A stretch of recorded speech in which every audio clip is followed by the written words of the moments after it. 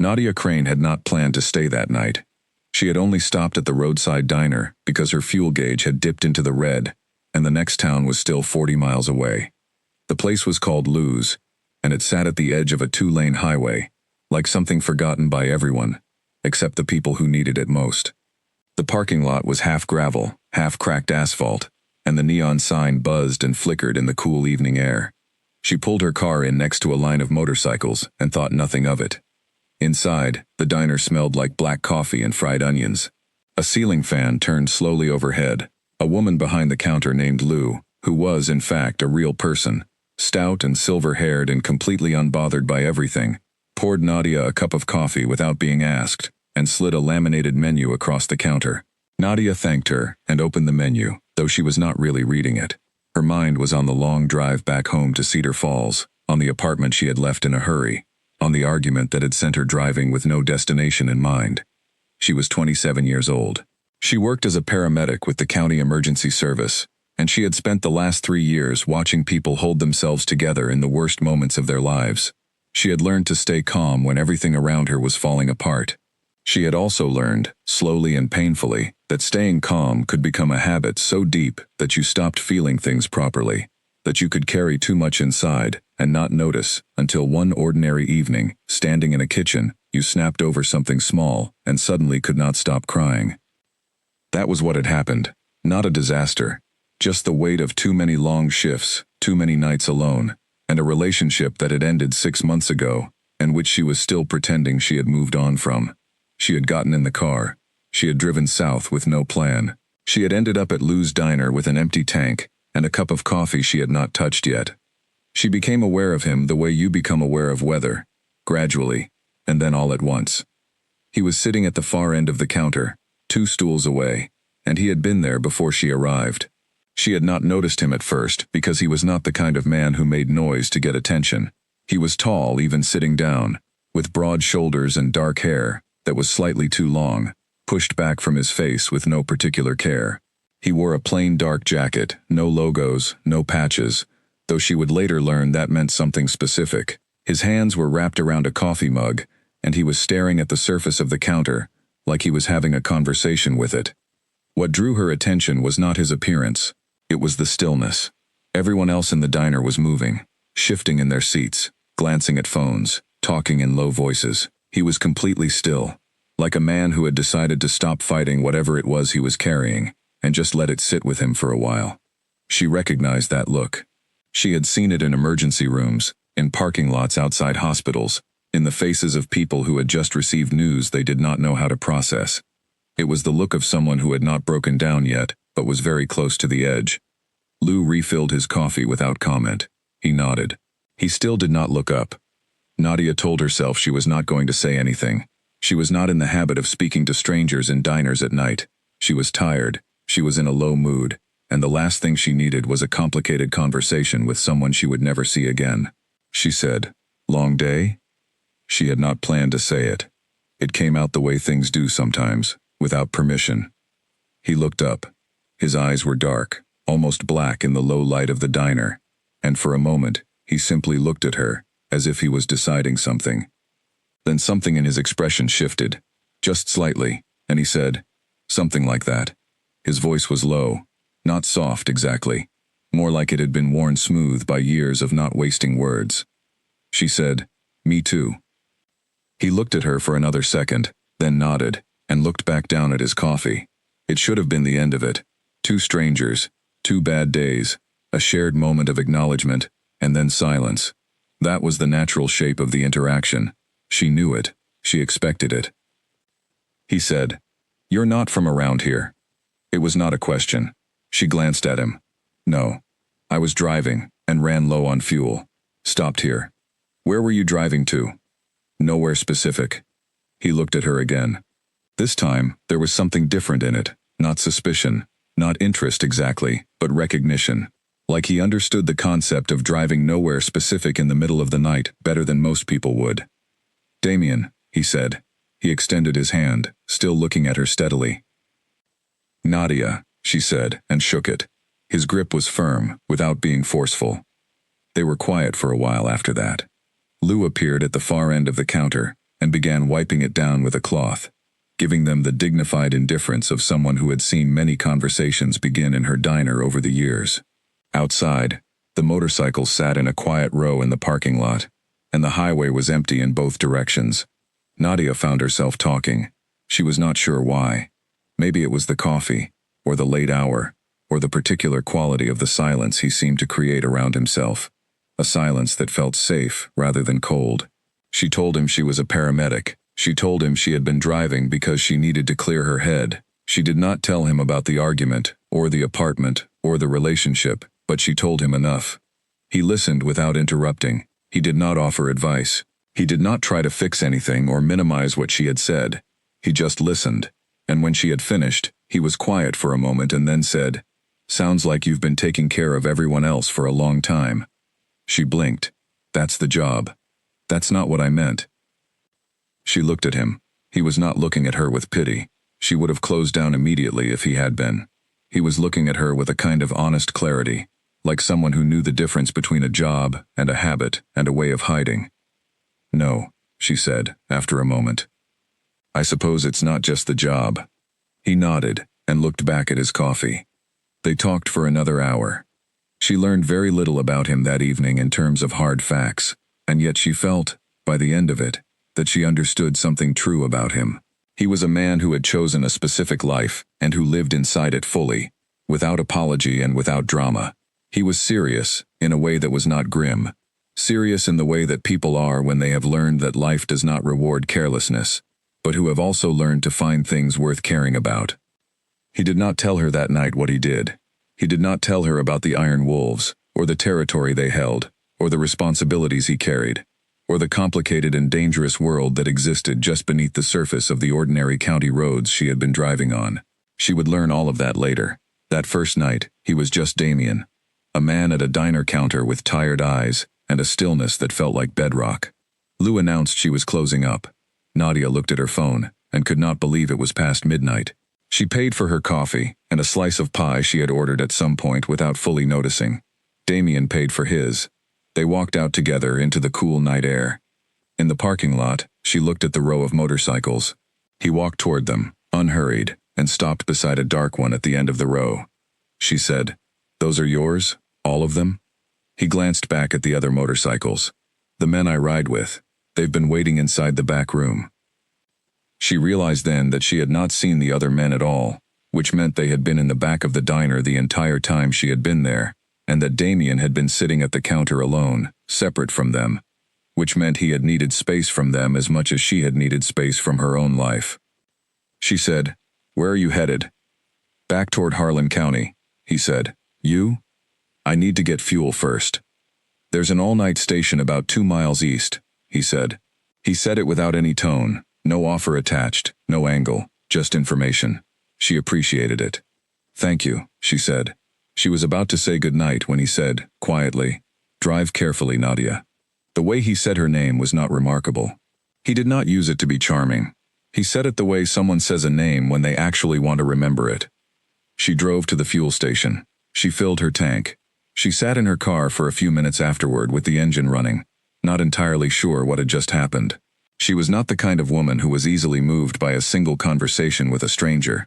She had learned to be careful, careful with her heart, careful with her expectations, careful with the way she opened up to people. But she kept thinking about what he had said, about taking care of everyone else. She drove home. She went to sleep. She spent the next 2 weeks thinking about the conversation more than she intended to, then telling herself she was imagining significance where there was none. She had met a man at a diner, that was all. Then, 3 weeks later, she was called to a scene on the eastern side of the county. A road accident, 2 vehicles, no critical injuries. She worked the scene efficiently, as she always did, and was packing up when a motorcycle slowed at the edge of the taped-off area, and the rider looked over. It was Damien. He recognized her the same moment she recognized him. He pulled over and waited. She finished her work and walked over, and he looked at her in exactly the same way he had at the diner, with that level, honest attention that was not quite a stare, and not quite calm, but something between the two. "You're the paramedic," he said. "You remembered," she said. "I remembered your name," he said. like it was the most natural thing in the world. They talked for 8 minutes on the side of the road. She needed to get back to the station. He had somewhere to be. They exchanged numbers not because either of them had proposed it formally, but because it became obvious in the flow of the conversation that they were both going to continue it later, and needed a way to do that. She did not hear from him for 4 days. When he texted, it was a single line, "That diner is open again Thursday." Lou added a new pie. She smiled at her phone for longer than she intended. She texted back, "What kind?" He replied, "Peach. She says it's better than the apple. I'm skeptical." She met him Thursday, and the Thursday after that, and then on a Wednesday that was not planned, and then he took her to meet the men she had not seen on that first night, the ones who had been waiting in the back room at Lou's, and that was when her life changed in a way she had not expected and could not have prepared for. His name among those men was not just Damien, it was Alpha, not a title they announced in any formal way. It was simply the way things moved when he entered a space, the way voices quieted, and eyes found him, and decisions came to rest on him the way water finds its level. She noticed it before she understood it. She understood it before she accepted it. The Iron Wolves Motorcycle Club had been operating in Harlan County for over a decade. They were not a group of men who wore costumes or played at something they were not. They were working men, most of them, mechanics, contractors, a couple of former military, a man who ran a hardware store on the north side of town. They had a code. It was not written down anywhere she ever saw, but it was real, and it governed everything they did. You kept your word. You stood with your brothers. You did not bring trouble to people who had not asked for it. You protected what was yours, and you were honest about what was yours.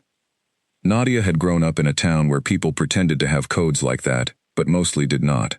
She had worked in a profession where the code was real. You ran toward danger. You did not leave a person behind. You did the job regardless of how you felt that day, and she recognized the texture of genuine commitment when she saw it. She was not naive about what the club was. She knew there were parts of their world that existed in gray areas. She knew Damien made decisions she would not always understand, and could not always approve of. She knew the world they operated in had its own rules, and that those rules did not always align with the ones printed in law books. But she also knew, from her very first conversation with him, that Damien was a man who meant what he said. That was rarer than people thought. She met Marcus Rowe 2 months into her time with Damien. Rowe was the club's second in command, the man who stood at Damien's right, and in any other context you might have said he was the more accessible of the two. Rowe laughed more easily. He had a wide, easy smile, and the kind of face that made strangers feel comfortable. But she noticed quickly that his laughter was strategic, not false, just controlled. He used it the way a skilled person uses any good tool, exactly as much as the situation required, and not a drop more. Rowe shook her hand the first time they met and said, "He doesn't bring people around. You must have done something right." Damien, standing beside her, said nothing, but she caught the small shift in his expression that she was already learning to read, the nearly invisible relaxation around his eyes that meant he was not displeased. "I made him reconsider the apple pie," she said. Rowe looked at her, then at Damien, then back at her, and laughed. "A real one this time. I like her," he said to Damien, as if she were not standing right there. "Good," Damien said. She liked Rowe too. He was the kind of man who told you the truth, in a way that made the truth bearable. And she would come to understand, over the months that followed, that Marcus Rowe was not just Damien's second in command. He was the person who kept the whole structure balanced, the one who caught things before they became problems, who smoothed the edges of decisions that Damien made, with clean logic, but without always enough warmth. If Damien was the spine of the Iron Wolves, Rowe was the thing that kept the spine from locking up. She learned to love them both, in different ways, and she learned that love, in that world, was not a soft thing. It was a weight you agreed to carry. It was a decision you made, quietly, without announcement, and then lived by. She made that decision without fully noticing it, and she would not understand how deep it had gone until the night she was asked to do something she had never imagined, for reasons she could have never predicted, for people who meant more to her than she had known. But that was still ahead of her. That first night, she was just a woman who had stopped for fuel and ended up staying for something much larger than herself. She had walked into a world she did not yet understand, And it had, quietly and without drama, become hers. The first time Nadia understood what she had walked into, she was sitting in the back of Damien's truck on a cold Thursday night, watching three men argue in hushed voices about a piece of road. Not the road itself exactly, what the road meant. A stretch of highway that ran along the eastern edge of Harlan County, between two warehouses and a fuel depot, where trucks moved at night and money changed hands in ways that did not involve receipts or paperwork. That road had been Iron Wolf's territory for 7 years. 3 weeks ago, it had stopped being that. She had not been supposed to hear the conversation. She had been waiting in the truck while Damien went inside a garage on the edge of town to speak with his men. But the garage door had been left partially open because of the heat, and the voices carried, and Nadia sat very still and listened to words that rearranged everything she thought she knew about the life she had quietly chosen. The name she kept hearing was Black Fangs. She asked Damien about it on the drive home. He was quiet for a long time, not the evasive quiet of someone avoiding a question, but the deliberate quiet of a man deciding how much of a true thing to say. Eventually he said, "There's another group operating in this region. They moved in about 18 months ago. Their leader is a man named Cole Marsh. He goes by Viper." She waited. "He's been pushing east," Damien said, "taking runs we've held for years, not through any agreement, just taking them." "What does that mean for you?" Another pause. Then, with the specific flatness he used when he wanted to say something serious without making it dramatic, he said, "It means things are going to get harder before they get easier." That was the most he said that night, but it was enough. Nadia had been a paramedic for 3 years. She understood the language of understatement. When someone told you the bleeding was a little worse, it usually meant they were scared. When Damien said things were going to get harder, she understood she was being told something important. Over the weeks that followed, she paid attention. She was careful not to ask questions that were not hers to ask, and she was careful not to pretend she was blind to things she could clearly see. She had learned very early that there was a line in Damien's world between what was shared openly and what was kept inside the club, and she respected that line, not because she was told to, but because she understood why it existed. What she could see, she saw clearly. She saw the tension in the way the men held themselves when they gathered, a tightness in the jaw, a particular alertness in the eyes. She saw the way Roe arrived at gatherings now, earlier than before, checking the parking lot before the others pulled in. She saw the small procedural changes that people outside would not notice, different routes taken between familiar places, times adjusted, plans changed last minute without explanation. The Iron Wolves were being careful, in a way that meant they felt watched. Cole Marsh had a reputation that preceded him. She did not go looking for information about him.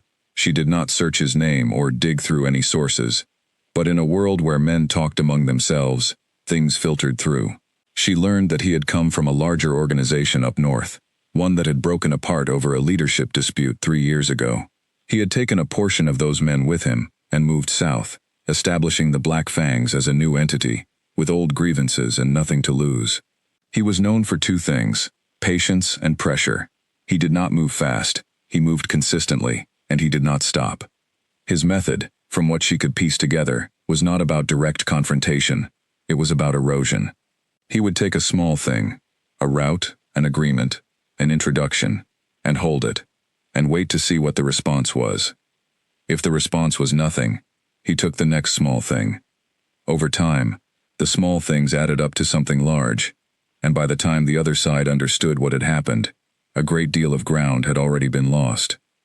It was, she thought, a strategy that required either no conscience at all, or a very specific kind of conscience, one that had decided the ends justified the slow, grinding means. Damien knew what was happening. She understood that. He was not a man who missed patterns. But the Iron Wolves had something that made direct response complicated. They had legitimate businesses, established relationships with people in the county who were not part of any underground structure, and a reputation for keeping their word, in a world where that word was the foundation of every arrangement they had. Moving aggressively against Marsh meant risking all of that. And Marsh, she suspected, knew it. She watched Damien work through it over the following months. She watched him hold things together through force of character and precision of thought, making decisions that were never easy, and explaining almost none of them to her. Not out of disrespect, but because she was not part of the decision-making structure, and both of them understood that. She was in his life. She was not in his chair. She had learned to love that distinction, actually. There was a clarity to it that she found honest. She did not have to carry weight that was not hers. She could stand beside him without bearing the full load of what he bore. That was not weakness. It was a kind of respect, a recognition that each of them had a different role. But she was not separate from it either. She felt the weight of the situation in the air between them on certain evenings when he came home late and tired and sat at the kitchen table with a cup of water and did not speak for a while. She felt it in the way Ro sometimes looked at her, with something careful behind his easy smile, as if he was checking to see how she was holding up, whether she was frightened, whether she was still there. She was still there. She intended to be. Ro became her friend during those months, in a way that was separate from his friendship with Damien. It happened gradually, built out of small moments. He drove her home from the garage one evening when her car would not start. He fixed it the next morning without being asked, left the keys on her apartment doorstep with a note that said only, "Alternator." She made him a meal in return, not because it was expected, but because it was a language she knew how to speak. He showed up the following week with a set of socket wrenches because, he said, every person who owned a car should own the basic tools to fix it. They had long conversations over coffee, usually at Lou's, usually when Damien was occupied elsewhere.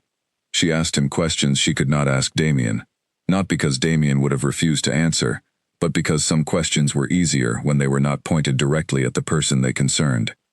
"How long have you been with the club?" she asked him once. "Longer than I've been anywhere else," he said, with a quiet that told her the answer was more about belonging than about time. "Do you ever want to leave?" He looked at her the way he always did when she asked the honest questions, steadily, without flinching. "You don't leave this," he said, "not because you can't, because you don't want to. The people are worth it." She thought about that for a long time. She understood it more specifically one night in February, when there was a crisis she was not supposed to know about, but could not avoid knowing about, because it happened fast, and Damien called her at 2 a.m, asking if she could come to a specific address and bring her kit. Not the ambulance, her personal kit, the one she kept at home. She came. It was one of the younger members of the club, a man named Owen, who had been in a road incident, nothing life-threatening, but he had a deep gash across his forearm that needed to be closed properly, and which he absolutely refused to take to a hospital. She understood why without asking. She cleaned and sutured the wound in the kitchen of a safe house she had never been to before, while 4 men stood around her in various states of controlled anxiety, and Owen kept apologizing for the trouble, and Damien stood at the doorway watching her work with an expression she would think about later, something between gratitude and something harder to name. She packed her kit when she was done. Ro walked her out. "You're good at that," he said. "It's what I do," she said. She had said those words to Damien once before, and Ro looked at her with the same recognition Damien had, the understanding that she was speaking about more than the medical work. "Not everyone would come," he said. "I know," she said. He nodded. He looked at her in the parking lot for a moment, under the yellow light of a single overhead lamp, and then he said something she did not expect. "You're one of us," he said. "I don't mean it formally. I mean it actually. The people worth keeping, you know them. You just know." She did not say anything. She drove home and sat in her car in her parking spot for 10 minutes before going inside. Cole Marsh made his next move in March. It was not an act of violence. It was a communication, sent through an intermediary, through a man who occupied a neutral position in the local underground economy, a kind of broker, who carried messages between parties that did not speak directly. The message reached Damien on a Tuesday morning. He read it and did not react, which told Nadia more than a reaction would have. She did not ask him what it said. That evening, he told her anyway. He sat at the kitchen table and told her that Marsh was demanding a formal renegotiation of the eastern route, which was a polite way of saying he wanted it transferred. In exchange, he was offering a reduction in the pressure the Black Fangs had been applying to the Iron Wolves' other arrangements. In other words, give us this, or we keep taking everything else piece by piece. "What are you going to do?" she asked. "Not give it to him," Damien said. She nodded. "And then?" "Then we hold," he said, "and we make sure there's nothing to take." She did not entirely understand what that meant in practical terms. But she understood the principle. You did not negotiate from fear. You negotiated from strength, or you did not negotiate at all. Damien was telling her, in the shorthand they had developed between them over months of conversation and proximity, that the Iron Wolves were not going to retreat. What she did not know, what none of them knew, in those early months of tension, was that Marsh was not only looking at territory, he was looking at vulnerabilities. He was taking inventory of every person in the Iron Wolves structure, every relationship, every dependency. He understood that the way to unsettle a man like Damien was not to challenge him directly. It was to find the thing that could not be replaced, and threaten that. Marcus Rowe was the thing that could not be replaced. Marsh had identified that months before the rest of what was coming began to develop. He had been watching. He had been patient. He had been building toward a single precise moment of pressure, the kind of move that would cost him almost nothing and cost Damien everything. Nadia did not know any of this in those early days. She was learning the edges of a world she had stepped into, finding her footing, understanding the people around her. She was falling, quietly and completely, into a life she had not looked for and would not have predicted. She was happy, in the complicated way that real happiness is, not uncomplicated, not without weight, but genuine. She had found people she would stand for. She had found a man whose stillness felt like safety. She would need everything she had found in herself over those months when the moment finally came. Because it was coming. Marsh was a patient man, but patience is only useful until the time is right. He had been waiting for the moment when the wolves were extended just enough, distracted just enough, trusting just enough in the temporary quiet, and then he would move, not slowly, all at once. The next thing Nadia learned about the world she had walked into was the most important lesson of all. It was not about territory or strategy or the complicated rules of the underground. It was something simpler and older than all of that. In any group of people who truly depend on one another, there is always one person whose presence holds the whole structure together. Not the leader. The leader carries the vision, the one underneath the leader, the one who carries the weight that the leader cannot always see, who stands in the gap between what is decided and what is done, who absorbs the friction so that the whole machine keeps turning. Remove that person, and everything shakes. Marsh knew who that person was, and he had decided what to do about it. Nadia was still learning the names of everyone around her, still finding her place in the space between Damien's world and her own, when the ground began to shift beneath the whole structure, in a way that could not be undone. She would only understand later how much she had already become part of the reason it did not collapse entirely. She thought about that conversation with Rowe often, in the weeks that followed, about what it meant to be known by people, about the specific kind of recognition that comes not from being told you belong, but from being treated as though you already do, as though the question was never in doubt, as though the answer was decided long before it was spoken aloud. She had grown up in a family that was technically present, but emotionally distant. Her father had been a quiet man who expressed love through maintenance, fixing things, paying bills, showing up reliably, but who had never once in her memory said anything directly about how he felt about her or anyone. Her mother had been warmer, more verbal, but exhausted in the particular way of women, who carry most of the emotional labor of a household and never ask for credit. There had been love in her childhood, she was certain of that. But it had lived between the lines, and she had grown up learning to read between lines rather than expecting things to be said plainly. She had carried that into her adult life without fully noticing it. She had spent years in relationships where she worked hard to read what the other person was feeling, because they were not saying it. She had spent years in a profession where the people she worked with showed care through action, covering shifts, handing off a difficult patient with a careful briefing, bringing coffee without being asked, because emergency workers were not, as a rule, people who talked about their feelings in the middle of a shift. She was comfortable with love that showed itself through doing. She was good at seeing it when it was expressed that way. What she was less practiced at was receiving it when it was spoken plainly. Rowe had a way of doing that, of saying the true thing directly, without dressing it up or softening it, or making it into a performance. He said it and moved on, as though sincerity required no ceremony. She found it startling every time, and then found herself returning to it, the way you return to a window that lets in good light. Damien was different. He showed love entirely through action, through the steady accumulation of small, consistent choices, the way he noticed what she needed before she said it, the way he remembered details she mentioned in passing and came back to them weeks later, the way he made space for her in his life, not by clearing things out, but by building around them, making her part of the structure rather than an addition to it. She had never felt so seen without being studied. He did not analyze her.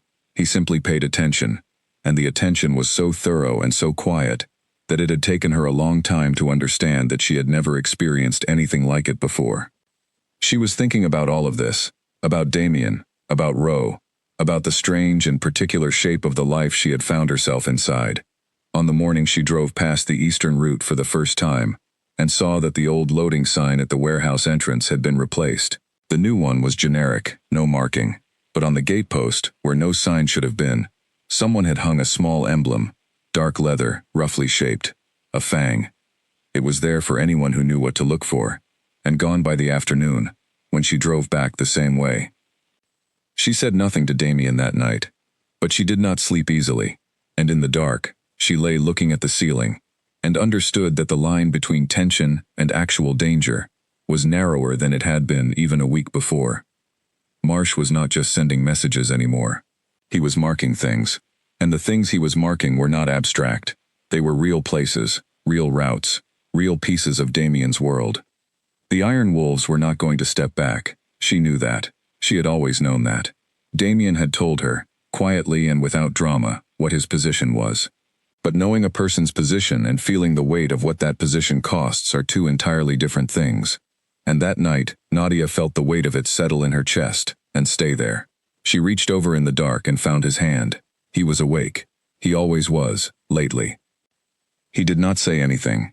He turned his hand over and held hers. That was all. But it was enough to steady her, and she closed her eyes, and eventually, the dark was just the dark and not a threat, and she slept. She would remember that moment later. The hand in the dark, the steadiness of it, the particular quality of comfort that has nothing to do with words and everything to do with presence. She would hold it close when everything else started to move too fast to hold on to anything at all. Marcus Rowe had a scar along his left jawline that he got when he was 19. He had never talked about it in detail, but Nadia had noticed it on their first meeting, the way she noticed things about people's bodies, professionally, without intruding. A scar like that, along the jaw, came from something sharp and fast. She had treated enough injuries to understand the difference between the kind that happened by accident and the kind that happened because someone is very close to you and very angry. She never asked. He never offered. But there were things you came to understand about a person just by watching them move through the world. And what she came to understand about Rowe was this. He had been in difficult places before the Iron Wolves, and the club had given him something that difficult places never could. Not safety exactly. Not the Iron Wolves' world was safe. Not in any simple sense. But purpose. A reason to put the weight of himself somewhere that mattered. He had been with the club for 9 years. He had come in at 22, already carrying things she would never fully know about. And he had stayed, not because he had nowhere else to go, but because this was where he chose to be. That choice, repeated over 9 years, had made him something essential. Not just second in command in the formal sense, essential in the way that a keystone is essential to an arch.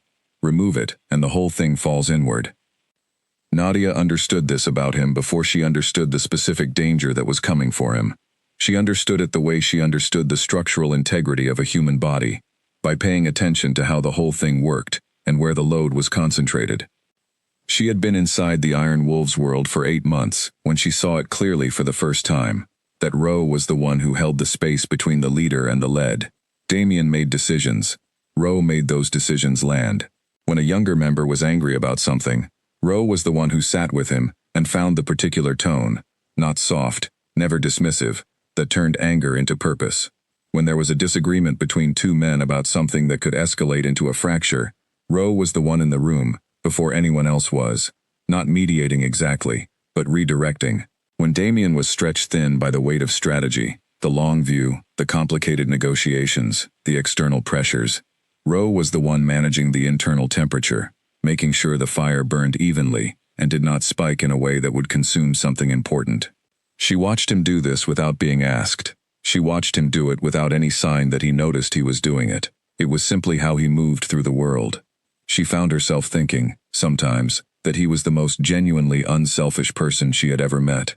Not because he gave things away or sacrificed himself, he was too precise for sentimentality, but because his sense of what mattered had nothing to do with his own visibility. He was content, deeply, and without effort, to be the person who made things work, rather than the person who received credit for things working. She told him this once. He had given her a short look and then shrugged and said, "The credit goes to whoever the job calls for. Right now, it calls for Damien in front and me behind. When that changes, the credit will go somewhere else. The job is what matters." She had asked him, then, if he had ever wanted to lead. He had thought about it genuinely. She could see that, the slight pause that meant he was actually considering the question rather than dismissing it. Then he said, "I lead plenty, just not from the front. I'm better behind." She believed him, not because it was a modest thing to say, but because it was accurate. There were people in the world who were built for the front, who drew others toward them by the force of their presence, who made decisions that required a particular kind of certainty, that lived in the chest rather than the head. And there were people who were built for the place just behind the front, who were the actual mechanism by which the leader's vision became reality. The first kind received the recognition. The second kind held the whole thing together. Roe was the second kind, and Nadia had come to love him for it, the way you love someone who does what is needed without making it a performance. Cole Marsh had identified this. She would understand that later, looking back at the sequence of events. He had been watching the Iron Wolves for a long time, not just their roots and their finances and their alliances, but their people, their structure. He had understood what she had come to understand, that Damien was the visible strength of the club, and Roe was the invisible one. And invisible strengths, by definition, are harder to protect. They are harder to protect because they are not obvious, and they are harder to protect because the person who holds them is often the last one to ask for protection. Roe was not careless. He was not naive, but he had a particular blind spot that came from his own character. He was so accustomed to being the one who managed threat for other people that he was sometimes slow to register it pointing directly at him.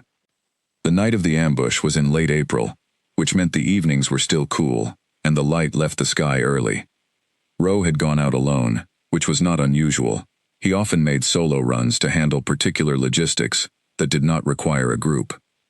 It was a route he had taken many times, to a warehouse on the northeast side of the county, where a business arrangement needed to be confirmed in person, routine, deliberate, the kind of thing that had happened dozens of times without incident. Except that this time, Marsh's people had known he was coming. How they had known was a question that would take weeks to investigate and longer to be certain about. The information could have come from any of a dozen places: a loose word, a compromised channel, someone in the network who had been approached with the right offer. In the world Damien operated in, information moved in both directions, and not everyone was as loyal as they appeared.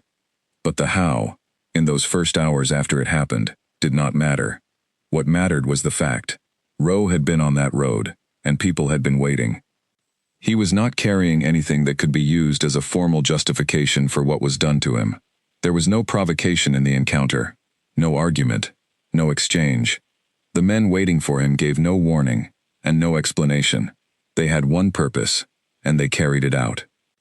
He survived because he was Marcus Roe, which meant that even in a situation designed to overwhelm him, he had some reserve of stubbornness and physical will that refused to let go.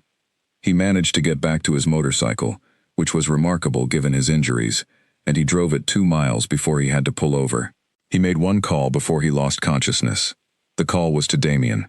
Nadia's phone rang at 11:40 at night. She was already awake. She had been awake for an hour, for no reason she could name, lying in the dark with the uneasy feeling that had been following her for weeks. She answered on the second ring, heard Damien's voice, heard the specific flatness in it that she now understood to mean he was controlling something large, and was out of bed and dressed before he had finished telling her where to go. She got there before anyone else. Roe was conscious, but barely. He was sitting against the wheel of his motorcycle, leaning sideways against the guardrail of the empty road, and when her headlights found him, she had 3 seconds where she felt something she had not felt in a long time. Not the cold professional assessment of a paramedic, but the raw visceral shock of finding someone she loved badly hurt. 3 seconds. She allowed herself those. Then she was out of the car with her kit, and her hands were doing what they knew how to do, and her voice was steady, and she was talking him through it the way she had talked 100 strangers through things just as bad. The difference was that this was not a stranger. "Stay with me," she said. Not a professional instruction. A personal one. He looked at her through eyes that were having trouble focusing, and he said, with the exact specific quality of understatement she had come to love in him, "I'm here." "Good," she said. "Stay that way." Damien arrived 4 minutes later. She heard the motorcycle before she saw it, and then he was there beside her, and she felt him take in the scene in a single pass. The injuries, her hands working, the road, the darkness, and she felt the stillness come over him that was not calm, but the thing beneath calm, the iron thing underneath. He crouched beside Ro and said his name, and Ro said something low that she did not fully hear, and Damien put his hand on Ro's shoulder and kept it there. 3 more men arrived, then 2 more. By the time she had done what she could do at the roadside, there were 8 of them standing on that dark road, and the quality of the silence among them was something she had never felt before. It was not grief. Ro was alive, and she had stabilized him, and the immediate danger had passed. It was not just anger, though the anger was real and visible in the set of every jaw and shoulder around her. It was something older than both. It was the specific, concentrated knowledge that a member of the group had been targeted deliberately, and that nothing would be the same on the other side of that fact. She watched Damien's face as one of the men drove Ro to a safe location for continued care. She watched the thing happening behind his eyes, the calculation, the weight, the rearranging of everything in the landscape of what they were dealing with. Marsh had crossed a line. Not a territorial line, a personal one. Later that night, alone with her in the kitchen, Damien sat at the table and was quiet for a long time. She made tea. She did not try to fill the silence. She understood that he was working through something, and that working through it required space, and that her job in that moment was not to make it easier, but to be present while it was hard. Finally, he looked at her. His eyes were tired in a way she had not seen before, a tiredness that went past the physical, past the logistical, all the way down to something fundamental. "He went after Ro," Damien said. "Not me. Ro." "I know," she said. "Because Ro is the one I can't replace." She was quiet. "He wants me to know that," Damien said. "He's telling me he knows exactly how we're built. He knows what matters." She set the tea down in front of him. She sat across from him. She looked at him across the table, and she said the only thing there was to say, "Then we make sure he doesn't get another opportunity." Damien looked at her for a moment, and something in his face shifted, not relief exactly, but recognition. The recognition of a man who had spent a long time carrying things alone, and had found, slowly and unexpectedly, that he did not have to. "We," he said. "We," she said. It was not a small word between them. It was not a figure of speech. It was a commitment made simply and cleanly, and without any of the ceremony that commitments usually demanded. It was the kind of thing that did not get announced. It just became true. Ro recovered. Slowly. Painfully. In the way that real recovery always is. Not a clean arc upward, but a difficult, uneven process of good days and bad days, and the particular frustration of a physically capable person, forced to be still. He was not a good patient, which surprised no one. He argued with every limitation his body imposed on him. He tried to resume normal function far too early, and was firmly redirected by Nadia, who had the advantage of medical authority, and a complete refusal to be argued with on medical matters. "You need 3 more weeks," she told him, on the morning he announced he was going back on the road. 2, he said. 3, she said. "And that's only if you stop pretending you're fine when you're not." He looked at her with the look he reserved for people who had bested him fairly. Then he sat back down. "You're going to be exhausting to have around long term," he said. "Yes," she agreed. He almost smiled. But while Ro was recovering, the world outside was not standing still. Marsh had made his move. He had shown what he was willing to do, and he had shown that he had inside knowledge of the Iron Wolves' structure. The injury to Ro was not just physical, it was strategic. It had created a vulnerability in the club's capacity to operate.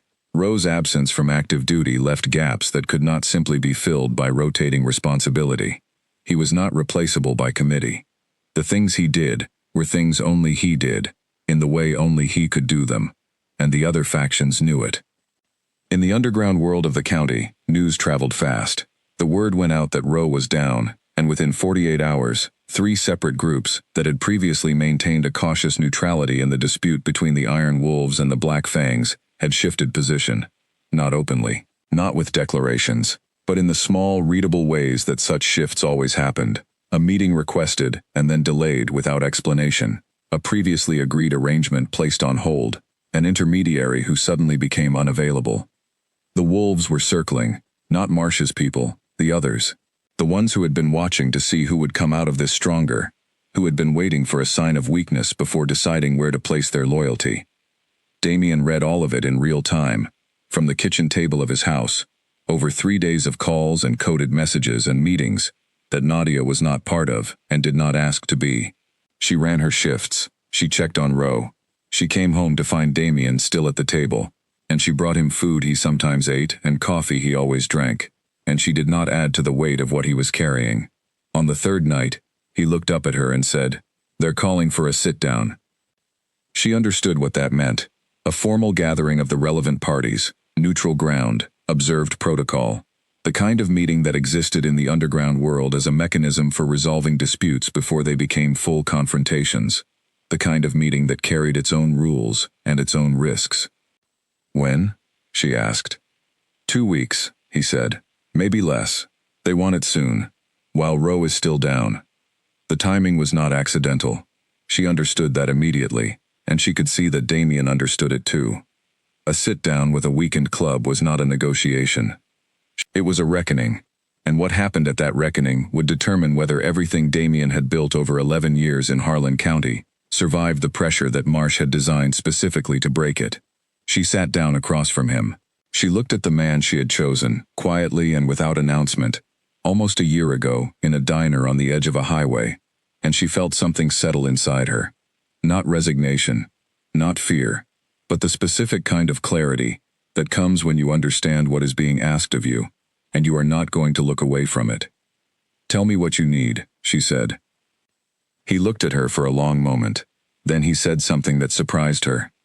"I don't know yet," he said, "but I'll tell you the moment I do." She nodded. She went to bed. She lay in the dark and thought about Roe, recovering 3 miles away. She thought about the men who were circling. She thought about a sit-down, 2 weeks away, and about the particular shape of the trap that was being laid, and how a trap could sometimes be turned if you saw it clearly enough, and were not afraid to step into it on your own terms. She did not have a plan yet, but she was beginning to understand that she might need one.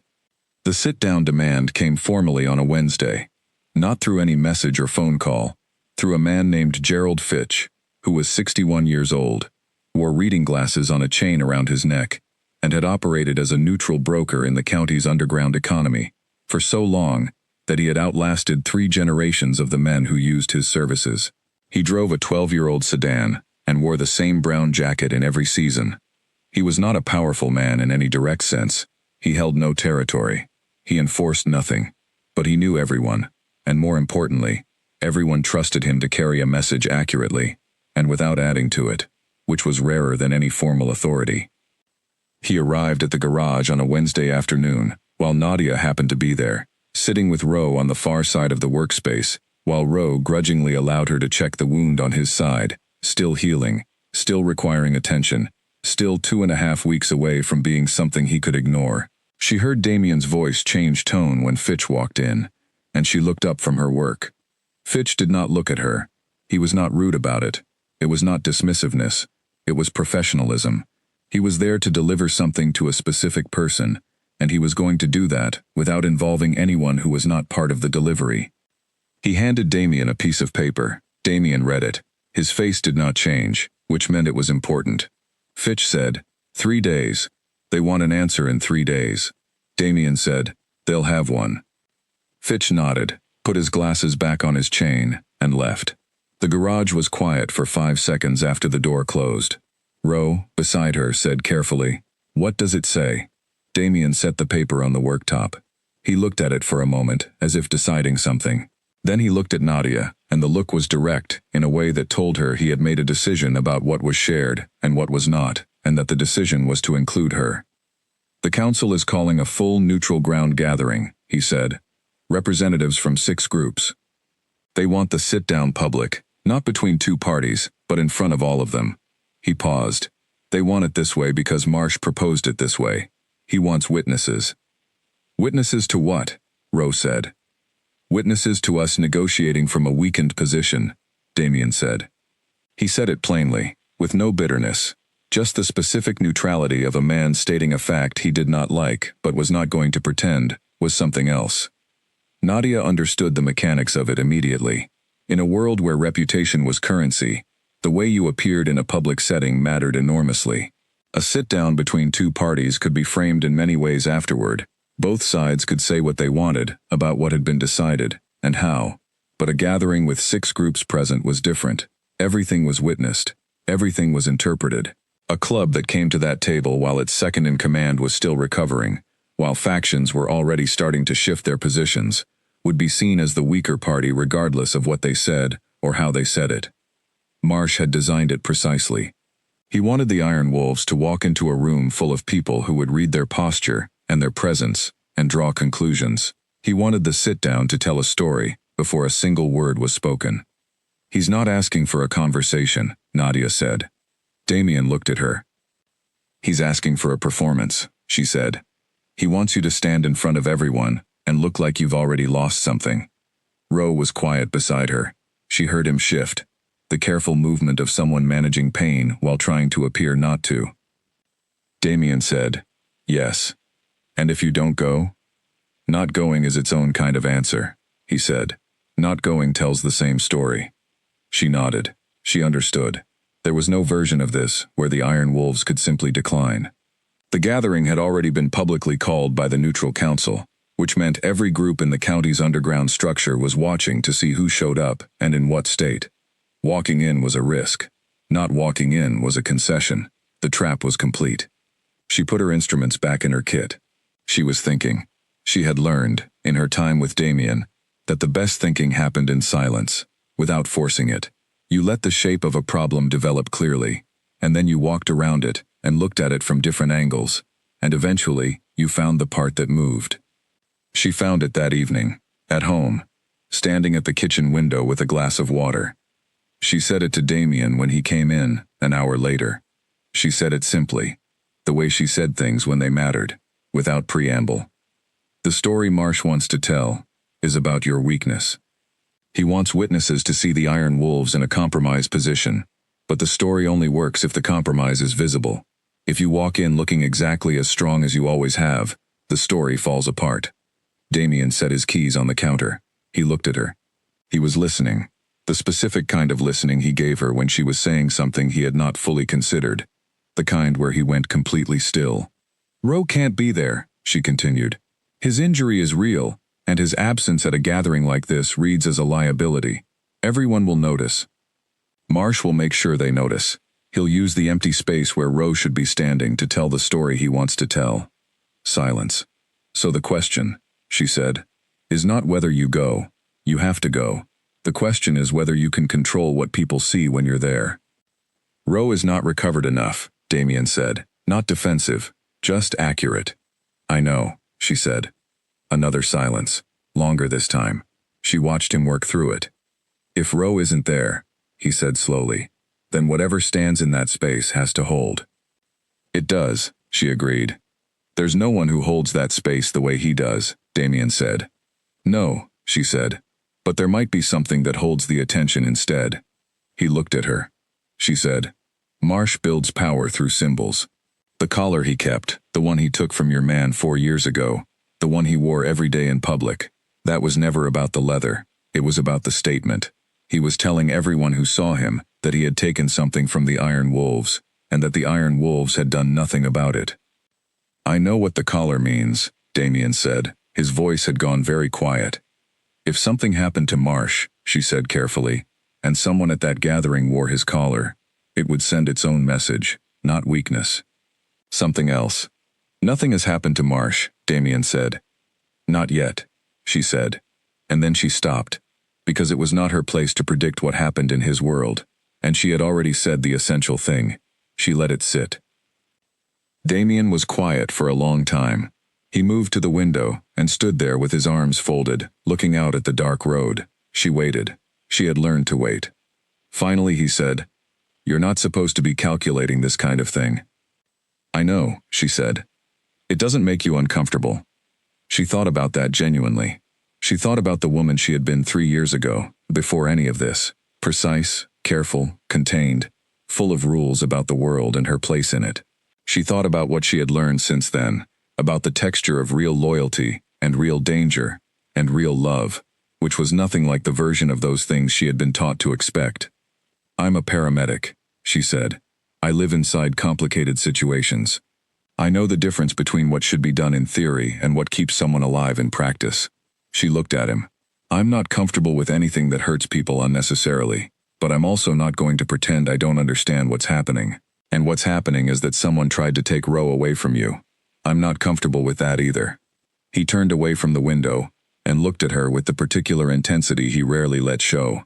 Not controlled now, not contained, raw, for just a moment. He said, "I'm not going to ask you to do anything." "I know," she said. "Whatever comes next is not something I'd put on you." "I know that too," she said. She crossed the kitchen to him. She stood in front of him and looked up at him and said, quietly and with complete intention, "But if it came to it, if there was something I could do, that would actually matter, that would help protect Ro and protect what you've built, I would do it. I'm telling you that now, so that when the moment comes, you don't waste time worrying about whether to ask me." His jaw tightened.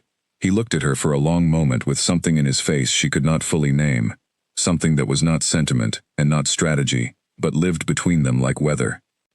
Then he pulled her toward him and held her, and she pressed her face against his chest and listened to his heartbeat, which was steady, and the steadiness of it was the most honest thing in the world. The next 14 days were unlike anything she had experienced.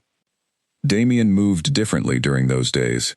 She noticed it in the way people who pay close attention always notice the small changes that others miss. A shift in his sleep, fewer words in the mornings, the particular careful way he drove.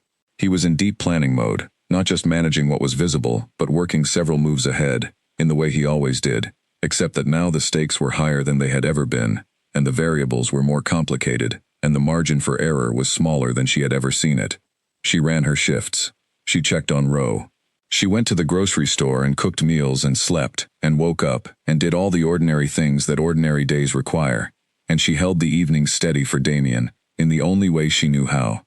By being present, without adding to the weight, by being the one part of his life that did not require anything from him, by making the kitchen a place where the table was always clear, and the coffee was always made, and the pressure of the outside world did not follow him through the door.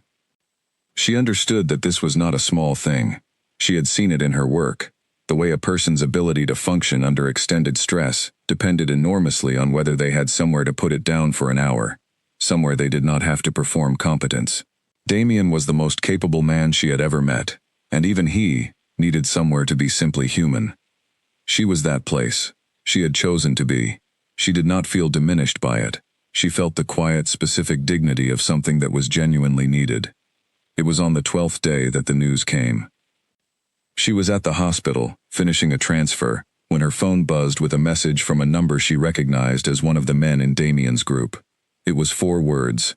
She stood in the hospital corridor and read them, and then stood very still for a moment. The 4 words were, "Marsh is gone. Confirm." She called Damien. He answered on the first ring, which told her he had been expecting the call. His voice was level. "Is it confirmed?" she asked. "Yes," he said. She let out a breath she had not been holding for hours, but for days. "What happened?" "Not my doing," he said. "Internal. His own people. The Black Fangs had a fracture coming for a long time, and it came." He paused. "It doesn't change the sit-down. They'll still hold it. But what it changes is everything else." She understood. Cole Marsh was gone. The head of the Black Fangs was gone. And with him gone, the specific pressure he had engineered so carefully, the sit-down, the witnesses, the story he had wanted to tell, had shifted into a different shape entirely. The gathering would still happen. The factions would still be watching. But the thing they were watching for had changed. His collar, she said. She said it carefully, like a person touching something they know is significant. Damien was quiet for a moment. Then, "It's been recovered. One of our people has it." She stood in the hospital corridor. She was in her work uniform. Around her, orderlies moved carts, and nurses walked quickly, and a family stood near a set of elevators, having a hushed conversation. The ordinary world, going about its ordinary business. "The gathering is in 4 days," she said. "Yes," Damien said. "And whoever stands at that gathering wearing Marsh's collar," she said, "is telling every faction in that room that the Iron Wolves do not respond to pressure by going to pieces, that they absorb it, that they come out the other side." A long silence. "Nadia," he said. And his voice on her name was the specific tone she had not heard from him before, the tone of a man who was about to say something that cost him something real to say. "Not yet," she said. "You don't have to ask. I know what this is shaping toward, and I'll tell you what I've decided when we're face to face." She looked at the wall of the hospital corridor, the plain institutional beige of it, the ordinariness of it, beside the extraordinary thing she was feeling. "Come home tonight." "I'll be there by 7, he said. She said goodbye and hung up. She stood for another moment in the corridor. Then she went back to work, because the job was still the job, and there were still people who needed her, and she had never been someone who stopped doing what was needed, simply because something else was also needed. But in the back of her mind, something was settling. Not a plan exactly. Something quieter than a plan, a decision, one she had been approaching for days without fully naming it, and which now, standing in a hospital corridor in her work uniform, had finally arrived with the clean, specific weight of something that had been decided and did not need to be decided again. She drove home that evening through the early dark of May, the highway empty, the fields on either side of the road beginning to green. She was thinking about a dead man's collar. She was thinking about a room full of people who would read meaning into everything they saw. She was thinking about Ro, sitting in a safe house 3 miles from her apartment, recovering steadily, but not yet recovered, unable to stand where he should be standing. She was thinking about what it meant to walk into a room and hold space for someone who couldn't be there. And she was not afraid. That was the thing that surprised her most. She should have been afraid. Any reasonable person would have been. But what she felt instead was the specific clarity that comes when you have found the thing that is exactly right, even when it is exactly hard. Damien was waiting in the kitchen when she got home. He had coffee made. He was sitting at the table with his hands around the mug, and he looked up when she walked in, and she read in his face everything she needed to know. The weight, the cost, the gratitude, and the specific thing behind gratitude that had no clean name. She sat down across from him. She looked at him. "Tell me everything," she said. "All of it. I need to understand what it means to walk into that room." And he told her. He spoke for almost 2 hours. He told her things he had not told her before, not because he had hidden them deliberately, but because they had not been necessary until now, and because he had understood, from the beginning, that there was a difference between keeping her safe from knowledge that could endanger her, and excluding her from the things she needed to know in order to make a real choice. Tonight, she needed to make a real choice. So tonight, he told her everything. He told her about the history of the collar, that 4 years ago, a founding member of the Iron Wolves named Patrick Crane, no relation to Nadia, had been in a dispute with Marsh that had ended in Patrick's defeat and the taking of his personal item as a trophy. In the specific symbolic language of the world Marsh operated in, the collar had been a declaration of dominance, a physical, daily reminder worn in public of what had been taken and from whom. It had functioned for 4 years as a thorn in the side of the Iron Wolves, carried visibly by a man who wanted them to know he carried it. With Marsh dead and the collar recovered, it had reversed. It was now an artifact of the defeated, not the victor. And the question was what to do with that artifact at the gathering in 4 days, in front of 6 watching factions. A man wearing it would send a message, but not the right one. A man wearing the collar of a dead rival read as aggression, as crowing over the defeat. In a gathering called for negotiation, that was the wrong tone. It would put backs up. It would make the other factions nervous. But a woman wearing it was something else entirely. She was not part of the formal structure. She was not a member of the Iron Wolves. She had no territory, no history of aggression, no record in the underground economy. She was simply the person who had chosen to stand with these people, and if she stood in that room, wearing the collar of the man who had tried to break them, not as a trophy but as a statement of survival, it said something that no formal member of the club could say without it being read as hostility. It said, "We do not run. We do not bend. What was taken from us we have taken back, and we wear it without rage, because we are not afraid of what it represents." That was what Damien had said, quietly, in the kitchen, while the coffee cooled in the mugs. And then he had been quiet, and he had looked at her, and he had waited. She had sat with it. She had not answered immediately, because it deserved more than an immediate answer. She had sat with the full weight of it, what it meant to walk into that room, what it would cost her in terms of her own exposure, what it said about who she had decided to be. Then she had said, "I need you to tell me honestly. Is it Ro's life that depends on this, or is it the club's position?" He had looked at her steadily. He had said, "Both. But Ro is the direct answer to your question. If the gathering goes wrong, if the factions at that table read weakness and decide the Iron Wolves are finished, then Ro is not safe to recover in peace. There are people who would use the opening, and he cannot protect himself right now." That was the answer she had been waiting for. Not because she needed justification, she had been moving toward this decision for days, but because she needed to know that she understood the stakes correctly, that this was not about pride or position or abstract symbols. It was about a specific person who could not stand where he should be standing, and the question of who could stand there instead. She had looked at Damien and said, "All right." 2 words. No ceremony, no dramatic declaration. He had looked at her for a long moment, and then he had said something she had not expected. He had said, "You don't have to do this for me." She had said, "I know, I'm doing it for Ro." It was not entirely true, and not entirely false. She was doing it for Ro. She was also doing it for the 8 men who had stood on a dark road in April, and felt the specific weight of a brother being hurt, and being unable to answer it directly. She was doing it for the structure they had all built together over years, which held something real.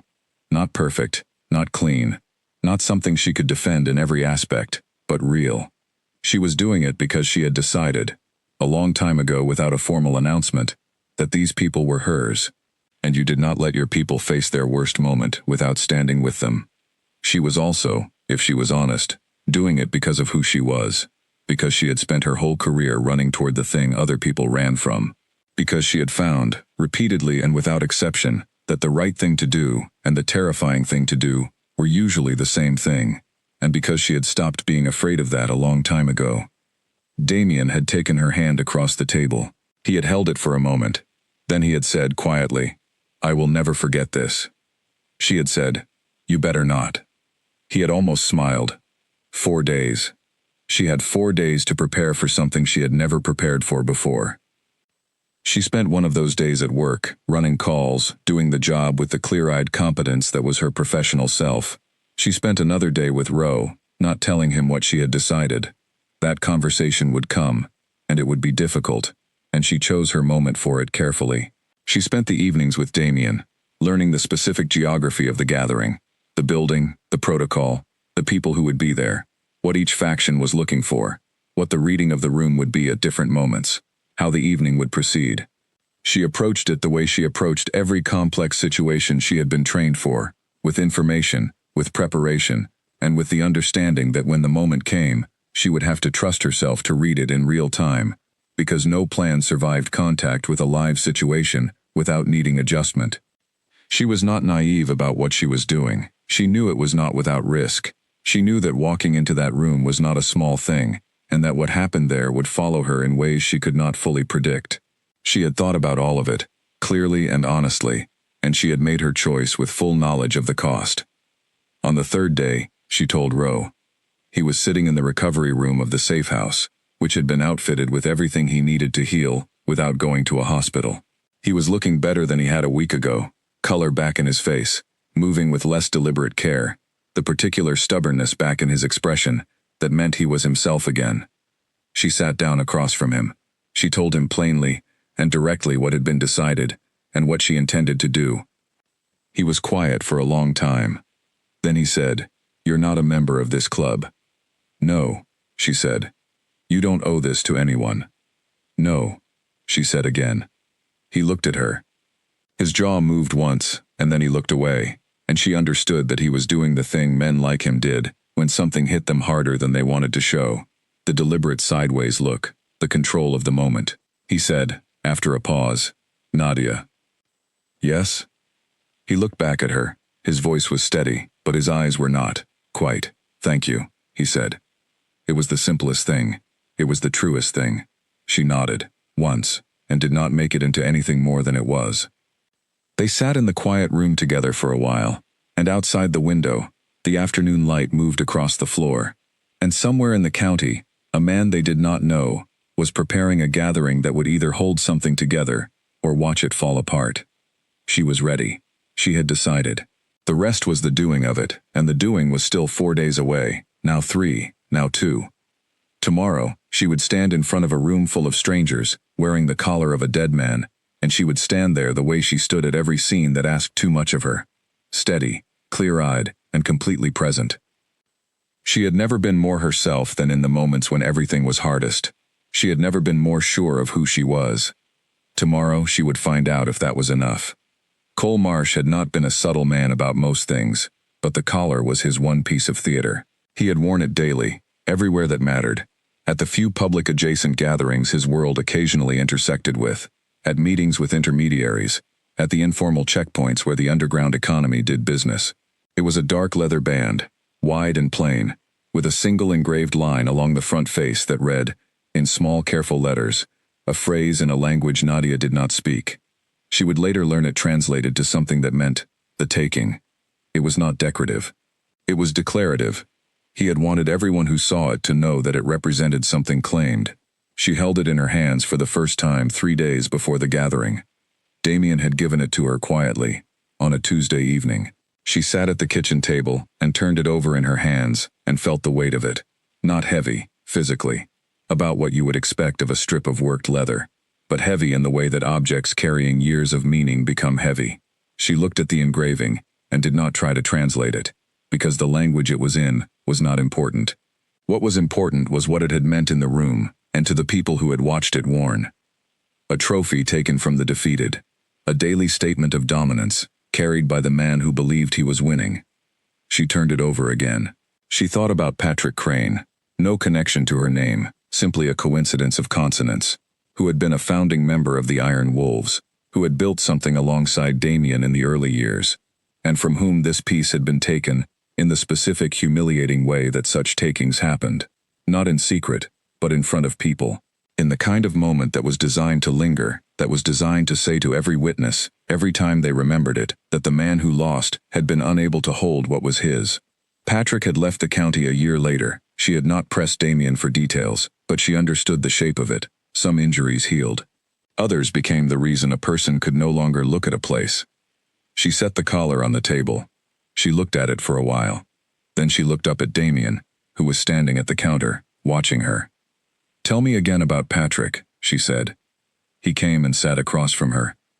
He told her more than he had told her before, about who Patrick had been, about the specific event that had led to the taking, about what the Iron Wolves had carried in the years since. Not guilt, exactly.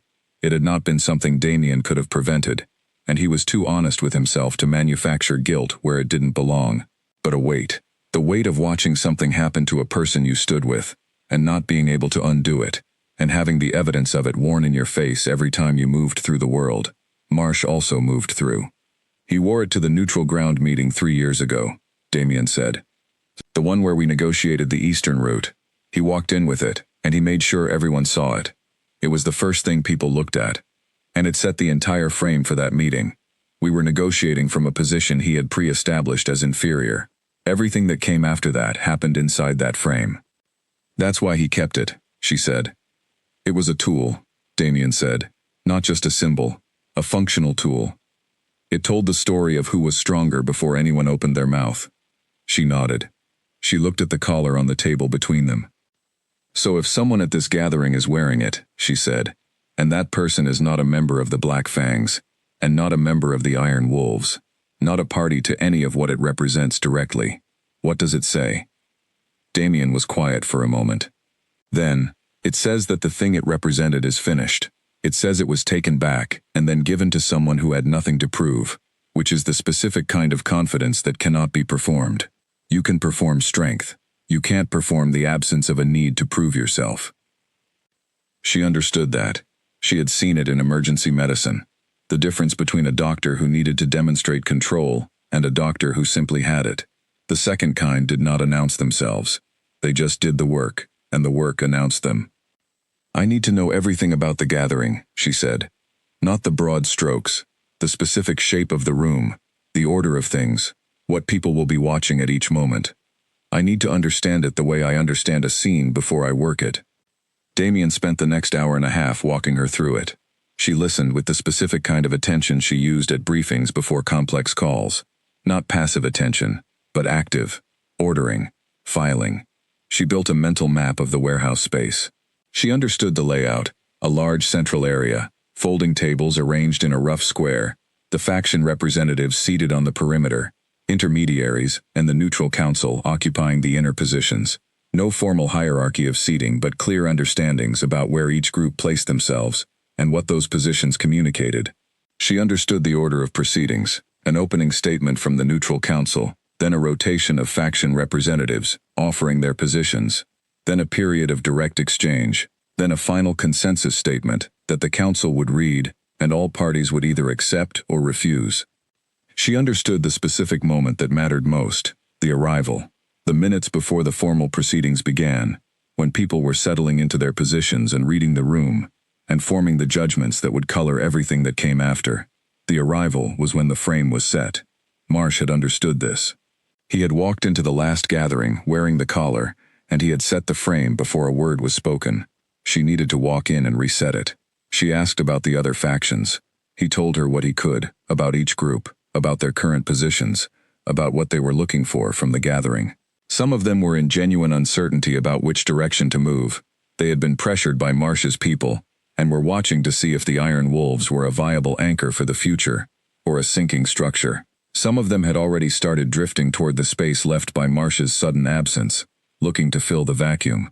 One of them, the group called the River East Operators, who controlled a significant portion of the county's northern routes, had specifically waited to see what the Iron Wolves would do before making any commitment. That group was the one to watch. If they read the gathering as a demonstration of strength, they would align. If they read it as a group trying to hold on by appearances, they would move on. She spent the next 2 days preparing, in the only way she knew how, by knowing what she was walking into well enough that nothing could surprise her. She ran through the scenarios. She thought about what she would do if a specific thing happened. She thought about her posture and her movement and the specific quality of calm she would need to maintain, which was not the calm of indifference but the calm of complete certainty. She thought about the collar and what it would feel like to wear it in a room full of people who all understood what it was. She had worn things before in her work that said more than she did. Her uniform, her badge, the specific authority that a paramedic carries into a scene. She understood the weight of a visible symbol on a body. She understood how to carry it. Cole Marsh died on a Thursday, 8 days before the gathering. She had known it was coming. Damien had told her there were internal pressures within the Black Fangs that had been building for some time, and that Marsh's ambush on Roe had accelerated them. A leader who moves against an established rival in a targeted, personal way is a leader who is taking risks. Risks that other people in his structure bear without being asked. The men who followed Marsh had not all agreed with the specific strategy of going after Roe. Some of them had wanted to negotiate, some had wanted to wait. Marsh had made the decision for all of them, and the cost of that decision had landed on the group's reputation and safety. The fracture that had been building came fast when it came. She did not need to know the details. What she needed to know was that Marsh was gone and the gathering was still happening, because the gathering had been called by the Neutral Council, not by Marsh personally, and neutral councils did not rescind their calls on account of leadership changes in one of the parties.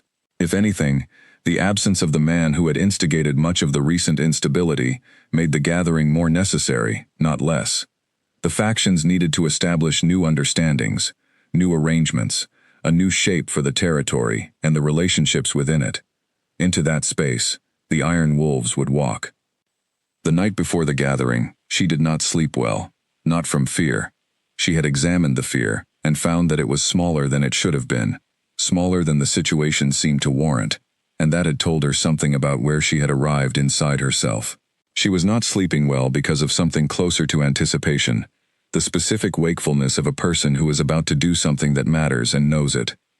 She lay in the dark and thought about all of it, about Damien, who was beside her, and was also not sleeping, about Ro, at the safe house, who was recovering and safe for now, and who had looked at her 3 days ago with something in his eyes she would carry for a long time, about the 8 men who had stood on a dark road in April, about Lou's diner and a cup of coffee that had started everything, about the woman she had been before this, and the woman she had become in the middle of it, quietly and without announcement.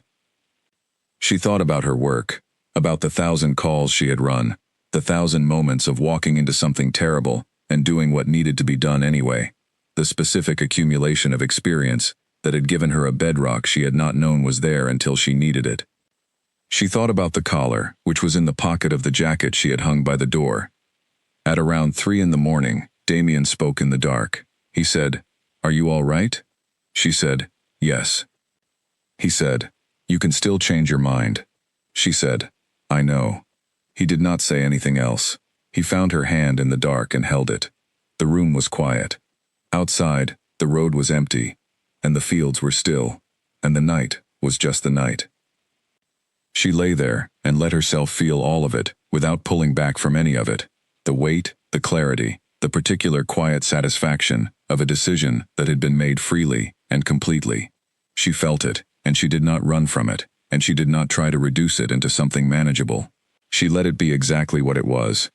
When the morning came, she was ready.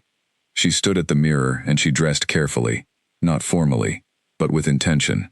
The kind of clothes that said she was not performing and not pretending. She saw the woman who had stopped at a roadside diner on a night when she needed to drive. She saw the woman who had come out of her car with a kit on a dark road in April. She saw the woman who had told Ro he needed 3 more weeks and had meant every word of it.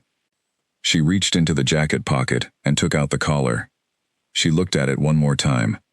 Then she fastened it at her throat. She looked at herself in the mirror with it on. The woman looking back at her was not performing. She was not afraid. She had somewhere to be, and she knew why she was going, and she knew what she was carrying, and she was carrying it willingly, not as something imposed, not as something required, but as something chosen. She turned from the mirror. She picked up her jacket. She walked out of the bedroom and into the kitchen, where Damien was standing with 2 cups of coffee, and he looked at her as she came through the door, and his expression was something she had not seen before. Not the controlled stillness he usually carried, not the particular quiet gravity of a man managing a world of weight. It was something past all of that, something that lived in the space below strategy and above sentiment. She crossed the kitchen to him. She took the coffee cup he held out. She drank it standing next to him, looking out the window at the early morning road. He said quietly, "Let's go." She said, "Let's go." They went. The drive to the gathering took 40 minutes. Damien drove. She sat in the passenger seat with her coffee finished and her hands in her lap, watching the county road move under the wheels. She had memorized the route. She had memorized the layout of the warehouse. She had memorized the names and general positions of the faction representatives who would be there, and she had formed mental pictures of them from Damien's descriptions. Not detailed pictures, because he had been careful about how much he told her, but enough to know the broad shape of who would be watching and what they would be looking for. The drive was mostly quiet. She did not feel the need to fill it, and neither did Damien. This was one of the things she loved about being with him, the absence of the pressure to perform ease or companionability. The silence between them was its own form of communication, comfortable and specific, the silence of 2 people who had been through enough together to not require words for every space. They stopped once, at the edge of town, at a forecourt where 2 other motorcycles were parked. 3 men were standing by the bikes. She recognized them. Owen, who she had sutured once, a man named Dean, who was quiet and careful, and had a habit of positioning himself at every gathering, so that he could see every exit, and a third named Leonard, who was the oldest of the Iron Wolves still actively riding, who had known Damien for 15 years, and who looked at Nadia with a consideration that was different from the others. Not suspicious, not warm, but evaluating in the way that a person evaluates something that doesn't fit a previous category and which requires new assessment. Leonard looked at her throat, at the collar, for a long moment. His expression did not change. Then he looked at Damien, and something passed between them that she could not read. And then he nodded, once, and turned to his motorcycle. They rode to the warehouse together. Damien drove the truck with her beside him. The three motorcycles flanked at a distance. She understood the geometry of it, the way they moved as a group without appearing to be organized, the specific choreography of people who had done this a long time. The warehouse was on the county line, on an industrial strip that was technically in neither Harlan nor the neighboring territory. Neutral ground in the specific physical sense. It was a working building during business hours, which were not these hours. Tonight, the parking lot was filling with vehicles she had never seen before, and there were men she had never met, standing in small groups near the building's main entrance. They pulled in. The three motorcycles parked at a clear, deliberate distance from the other vehicles. Not aggressive, not submissive, simply distinct. Damien cut the truck's engine and sat for a moment. He said, "You ready?" She said, "Yes." He said, "If anything feels wrong at any point, you tell me." "I will," she said. He opened his door. She opened hers. They walked to the entrance together. She became aware, in the 30 feet between the truck and the door, of the quality of attention in the parking lot. People were looking, not obviously, not the way a crowd looks at an event, but the specific peripheral awareness of a group of experienced people, each of whom was reading every incoming element and filing it in their ongoing assessment of the situation. They were reading her. She knew that. She had expected it. She walked the way she walked at every scene she arrived at, not performing confidence, because performance was fragile, but simply moving with the complete certainty of a person who had decided to be exactly where she was. The collar was visible. She had fastened it at a height that made it clearly intentional. Not hidden, not theatrical, simply present. Anyone in that parking lot who knew what it was would see it, and the people who knew what it was would be the ones who mattered. She heard something, in those 30 feet. Not words, not from any individual, just a shift in the texture of the sound. A collective exhale, almost. The kind of thing that happens when a room of people absorbs something that did not fit their expectations. Then the door was in front of them, and Damien opened it, and they went in. The inside of the warehouse had been set for the gathering exactly as Damien had described. The tables in a rough square, the council at the inner positions, the faction representatives arranged around the perimeter, some seated, some still moving to their places. The space was lit with temporary overhead lights, warm and sufficient, not dramatic. The smell was industrial, metal and old concrete, and somewhere underneath, the particular smell of many people in a closed space. She took it all in the first 3 seconds, and matched it to the map she had built in her head. There were the River East operators, a group of 4, seated on the south side of the square, the heaviest of them at the center. There was the council, 3 older men, and a woman who ran the neutral brokerage, seated at the inner table. There were the others. She recognized none of them but could identify the general faction affiliation by positioning and association. And there, at the far seat of the northern side of the square, was the Black Fang's representative. She had not known who they would send. She had not expected them to send anyone. But Marsh's people had not dissolved with his death, and someone had stepped into the administrative center of what remained, and that person had sent a representative to the gathering to stake a claim to whatever position remained. She did not look at the Black Fang's representative directly. She looked at the room as a whole. Then she sat down in the seat that had been arranged for her, beside Damien, slightly back from the formal perimeter, as befitted someone who was present but not a faction participant. The seat had been discussed in the planning. Her position at this gathering was specific. She was not here to speak formally. She was here to be visible. The collar was visible. She knew this because she felt the shift in attention the moment they sat down. Not overt, not dramatic, but real. People were looking at the collar. They were reading it. They were translating it in real time, each one according to their knowledge of what it had been, and what it now was, and who was wearing it. The man from the council who opened the proceedings cleared his throat. He was in his 60s, with the kind of deliberate calm that comes from years of navigating situations like this one. He looked around the room, and his gaze landed on Nadia for a moment, just a moment, and she saw in his eyes the specific recognition of someone who understood exactly what was happening and had decided it was interesting. He said nothing about it. He opened the proceedings. But the frame had been set. Not by a speech, not by a declaration, by a woman sitting quietly in a seat, wearing a piece of leather around her throat. with the complete and unforced composure of a person who had exactly nothing to prove. The gathering had begun. And it had begun differently than Marsh had designed it to begin. The story that had been drafted in his planning was already, in these first minutes, being rewritten. She sat, and she breathed, and she looked at the center of the room, and she did not perform anything, and she did not need to. She was simply there, and being there was exactly enough. The gathering lasted 3 hours and 40 minutes. She sat for all of it. She did not speak during the formal proceedings. That had been agreed upon, and she had no desire to deviate from it. Her role was not to argue, or to negotiate, or to hold any formal position.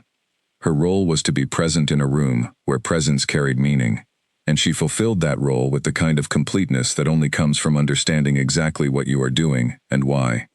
The first hour was procedural. The neutral council ran through the framework of the meeting, the protocols, the order of address, the terms under which any consensus reached would be considered binding within the underground arrangements of the county. She listened carefully. She had known most of it in advance, from Damien's briefings, but hearing it in the actual room gave it a different texture. The language was careful, the tone of the council members deliberate. These were people who had spent years inside the specific discipline of making agreements between parties that had no formal legal recourse. Every word they chose was chosen. She noted the way the faction representatives received the procedural framing. Some of them were visibly impatient, the kind of impatience that comes from feeling powerful and not wanting to sit through formalities. Some were watchful in the way Roe was watchful, active and still at the same time, filing everything away. The River East operators were in this second category.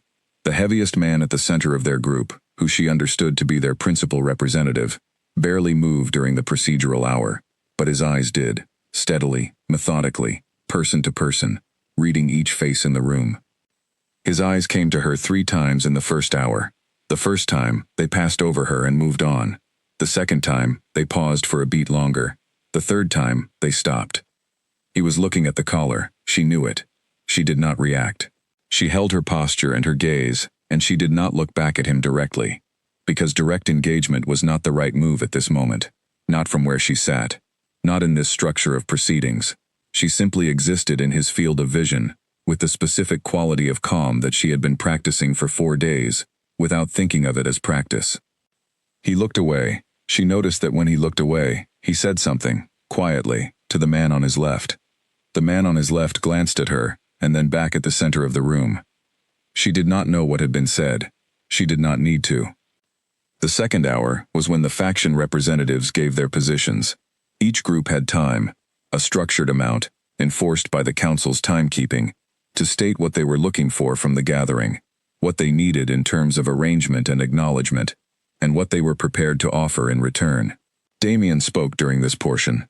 He spoke for 14 minutes, which was longer than most of the other representatives, and shorter than the Black Fangs representative, who was a young man named Nathan Graves, who had clearly been handed a difficult task, and was handling it with the controlled effort of someone doing something beyond their experience. She watched Nathan Graves as he spoke. He was probably 29, maybe 30, with the face of someone who had decided to project more confidence than he had. He spoke about the Black Fangs' continued position in the county, about their intention to maintain certain arrangements, about the fact that the group had undergone a leadership change that was internal, and which did not, in their view, require external renegotiation of existing agreements. Several of the faction representatives were visibly skeptical. One of the council members wrote something down. When Graves finished, there was a silence that lasted about 4 seconds. In a room like this, 4 seconds of silence was significant. Then Damien spoke. He did not address Graves directly. He addressed the council. He said that the Iron Wolves recognized the right of any group to manage its own internal affairs, and that the question of what came next with the Black Fangs was not a question the Iron Wolves intended to force. He said that the Iron Wolves had been present in Harlan County for 11 years, and that the arrangements they had built with the groups in this room were built on a specific kind of consistency, that when the Iron Wolves said a thing, the thing remained said. He said that this had not changed and would not change. He said it without drama. He said it the way he said everything that mattered, as a statement of fact, with the specific gravity of something that was true and did not require performance. She watched the room as he spoke. She watched the River East operator at the south side of the table. She watched the council members. She watched the miscellaneous other faction representatives, whose specific affiliations she did not fully understand. And she watched the collar do its work. Not because she was the one doing anything. She was simply there, wearing it, breathing, listening. But she felt the weight of the room's attention shifting, settling, finding its new shape. Marsh had built the story of the collar over 4 years. It had always been about dominance, about telling a room that there was a hierarchy, and the Iron Wolves were somewhere below him in it. That was the frame it had established every time it appeared. But the frame requires the wearer's context to function. When Marsh wore it, he was a leader in conflict with Damien, wearing a trophy taken from Damien's associate. The frame was hostile. The frame was aggressive. The frame said, "I am above you." When she wore it, a woman who was not part of any faction, who had no territory, no history, no formal stake in anything being discussed in this room, the frame shifted entirely. It said nothing about dominance. It said nothing about hierarchy. It said, if it said anything, that the Iron Wolves had moved past a chapter that had cost them, and that the cost had been absorbed, and that they had come to this room with the chapter behind them, rather than open in front of them. It did not say this loudly. It said it the way important things are always said, quietly, and to people who were paying attention. At the 2-hour mark, there was a break. The council announced 15 minutes. People stood, stretched, moved toward a table along the wall where water and coffee had been left. She stood too. She moved to the side of the room, not toward the coffee, just away from her chair, making herself slightly less visible, but not disappearing. The River East operator crossed the room. He did it in the way people in rooms like this crossed rooms. Not directly, with stops and pivots, as though he was going somewhere else, and she happened to be in the path. He stopped near her. He did not introduce himself. He said, "You're not one of his members." It was not a question. She said, "No." He looked at the collar. He said, "You know what that is?" "Yes," she said. He said, "Why?" She looked at him. He was in his mid-50s, with the steady eyes of a man who had spent decades reading rooms. She gave him a truthful answer because she had decided, before she came here, that she would not perform anything that wasn't real. She said, "Someone I care about was hurt while he was doing his job. He's recovering now, but he can't be in this room. I'm here instead." The man looked at her for a moment. Then he said, "You're the paramedic." She blinked. She had not expected that. "Yes," she said. He nodded slowly. "Word travels," he said, with neither warmth nor hostility. It was simply information. Then he moved away, back toward the coffee table, and she stood in her spot and let the moment process. Word travels. He knew who she was. He knew what she did. He probably knew about the dark road in April, about her arriving alone before anyone else, about what she had done.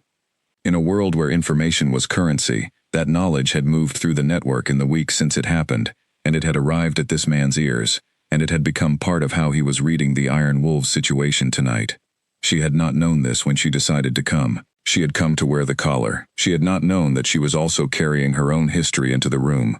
She thought about that for the remaining 5 minutes of the break. The 3rd hour was the most delicate. It was the period of direct exchange, when the formal positions gave way to something closer to actual conversation, when the faction representatives began to address one another, and the council asked specific questions, and the shape of what was actually going to be decided began to emerge. Damien was good at this. She had always known he was intelligent, and she had seen his intelligence in the way he managed their personal relationship, and in the way he ran his organization, but she had not seen him in a room like this, in a formal negotiating context, and it was something else entirely to watch him work. He was precise. He was patient. He did not take bait. He did not perform emotion. When someone said something designed to provoke, he absorbed it without visible reaction, and responded to the substance underneath the provocation, ignoring the provocation itself, which was more effective than any countermove could have been, because it left the provocateur with nothing to work with. She watched him, and she felt a specific kind of pride that was not possessive but relational, the pride of someone who is close to an exceptionally capable person and sees that capability in full. Nathan Graves was not having an easy time. He was being asked to defend positions that had been made by a man who was no longer alive, using authority that he was still working to establish, in front of people who had all formed their initial assessments of him in the first 10 minutes. She did not feel pity for him. He was there by choice, and the situation he was navigating was a consequence of what had been done by the group he now represented.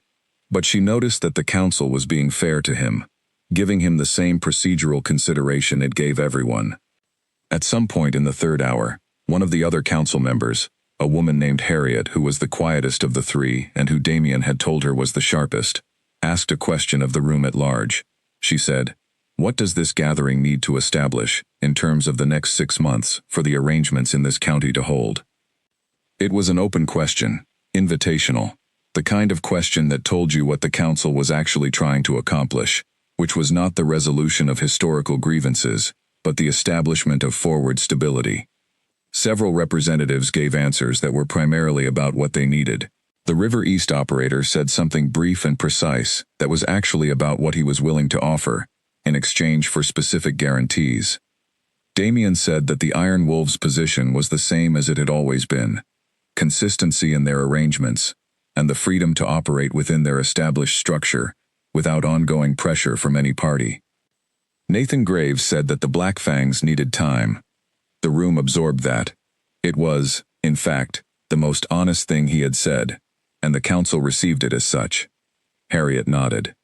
By the time the proceedings closed, something had shifted. She could feel it in the room, a settling, a gradual easing of the particular tension that had been there when they all walked in. Not resolution exactly. These things were never clean, never fully concluded in a single evening, but the shape of the future, at least, had moved from threatening to possible. The River East operator, before leaving, stopped to say something to one of the council members, and the council member looked at Damien and gave a small nod that carried meaning. She did not know exactly what the meaning was. She would ask Damien later. But she knew that the nod was good, because Damien's expression shifted by the smallest degree when he received it, and she had learned to read the small degrees. They left before most of the other parties, the first group out, which was also by design. You did not linger at gatherings like this. You came, you accomplished what you came for, and you left cleanly. In the parking lot, she walked with Damien to the truck. The 3 Iron Wolves motorcycles were already moving. The parking lot was beginning to empty. The night air was cool. Damien opened the passenger door for her and she got in. He came around and got behind the wheel and started the engine. He pulled out of the parking lot. For the first 2 minutes of the drive, neither of them said anything. Then he said, without looking at her, "The River East group will come to an arrangement." She said, "He spoke to you." "Through a council member," Damien said. "They're going to honor the existing agreements. They're not shifting." She closed her eyes briefly. The specific relief of that was different from what she had expected. Not the sharp release of tension, but a deep, quiet settling. Like a building that had been tested and had held. "What happened at the break?" he said, "when he came and spoke to you?" "He knew who I was," she said. "He'd heard about the road in April." Damien was quiet for a moment. Then he said, "And the collar?" "I told him the truth," she said, "that someone I care about was hurt and couldn't be there, and I was there instead." Another silence. "He's going to tell people that," Damien said. "I know," she said. "What you just did," he said, and stopped. He was quiet for a moment, and when he spoke again, his voice was controlled but different. Different in the way it was different when he let something real come through without managing it. "What you did tonight, I don't have words for it." She looked at him. He was watching the road, his hands steady on the wheel, the way he always was. "You don't need words," she said. He reached over, found her hand, and held it.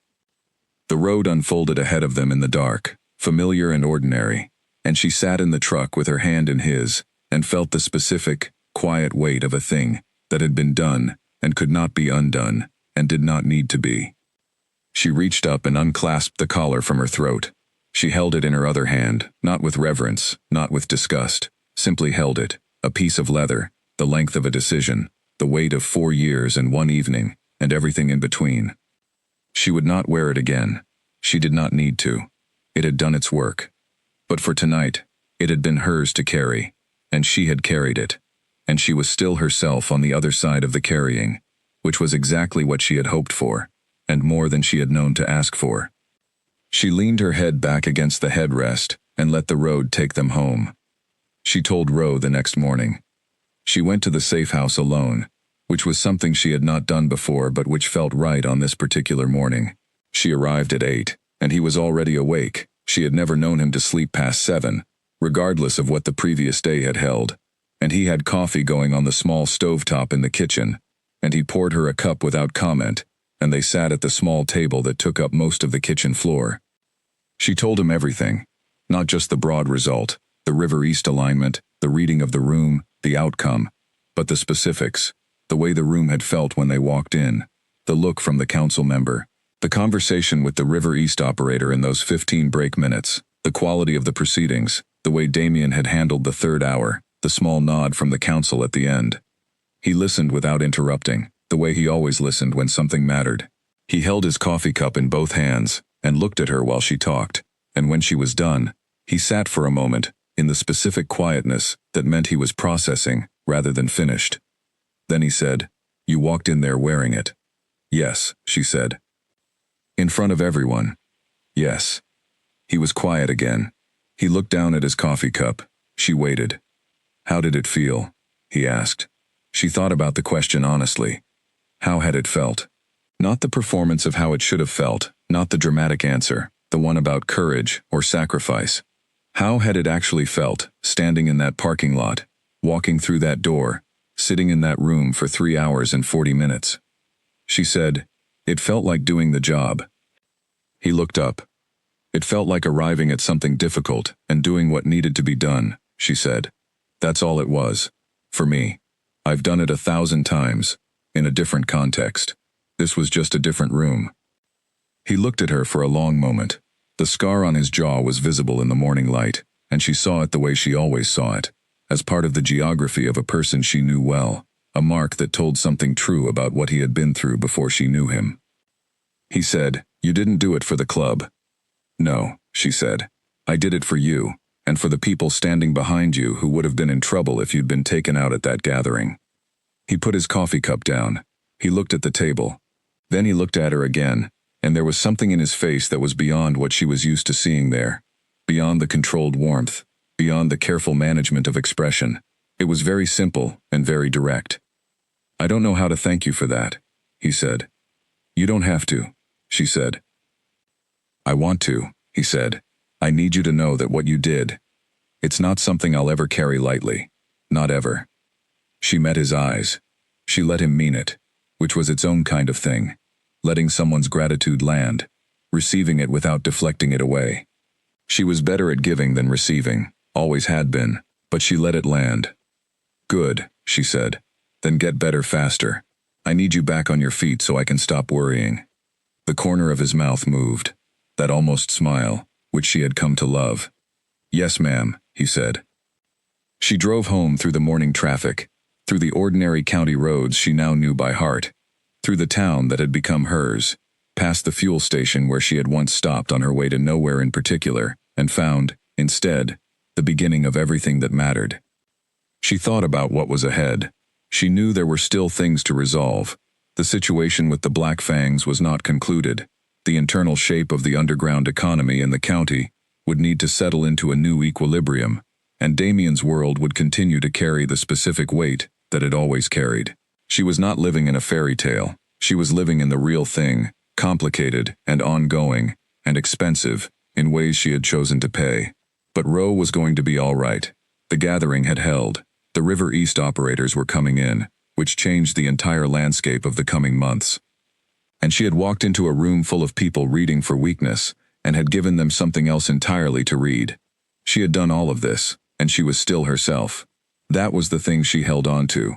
On the drive home through the ordinary morning, she was still the woman who had stopped at Lou's on a night when she needed to drive. She was still the paramedic who ran toward the difficult thing. She was still the person who showed love through doing, who understood structure and weight and the specific value of holding when things pressed against you. She had not become someone else by walking into that room. She had simply become more fully who she already was. There was a word for that, she thought. The word was arrival, not at a destination. She understood enough about life to know that destinations were mostly illusions, but arrival at a version of yourself you had been moving toward without knowing it, the version that knew what it was made of because it had been tested and had held. She pulled into her parking spot. She sat in the car for a minute. She took out her phone, and she sent Damien a text that said only, "Home." He replied in 30 seconds, which was fast for him. Good. And then, after a pause, one more word, "Thank you." She looked at it. She put her phone in her pocket.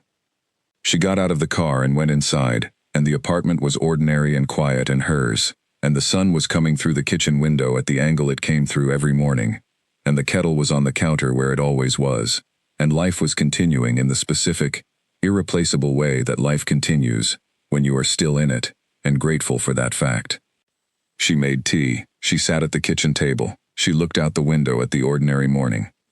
She was tired, the particular kind of tired that comes after you have done something that asked everything of you, and you gave it everything, and it was enough. She was tired in the bones, in the deep places. But she was not hollow. She was full, actually. Full of something she did not have a clean word for, something that lived at the intersection of love and purpose, and the specific satisfaction of having stood where you needed to stand, and not fallen. She drank her tea. She sat with the morning, and the morning held her back. The weeks after the gathering were the strangest of her life. Not because anything dramatic happened. There was no single event, no confrontation, no clean resolution that announced itself with a clear sound. The weeks after the gathering were strange precisely because of their ordinariness, and because ordinariness, after everything that had preceded it, felt like a country she had forgotten how to navigate. She ran her shifts, she handled calls, she ate meals, made coffee, slept and woke.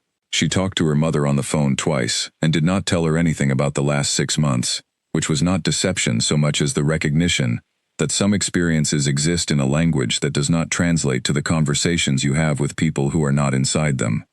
She saw Damien every few days, not every day, because the immediate crisis had given way to a different kind of work, the rebuilding and restructuring that followed a period of high pressure, the consolidation of the new arrangements, the management of the changed relationship with the River East Group, the ongoing situation with the remnant of Marsh's organization.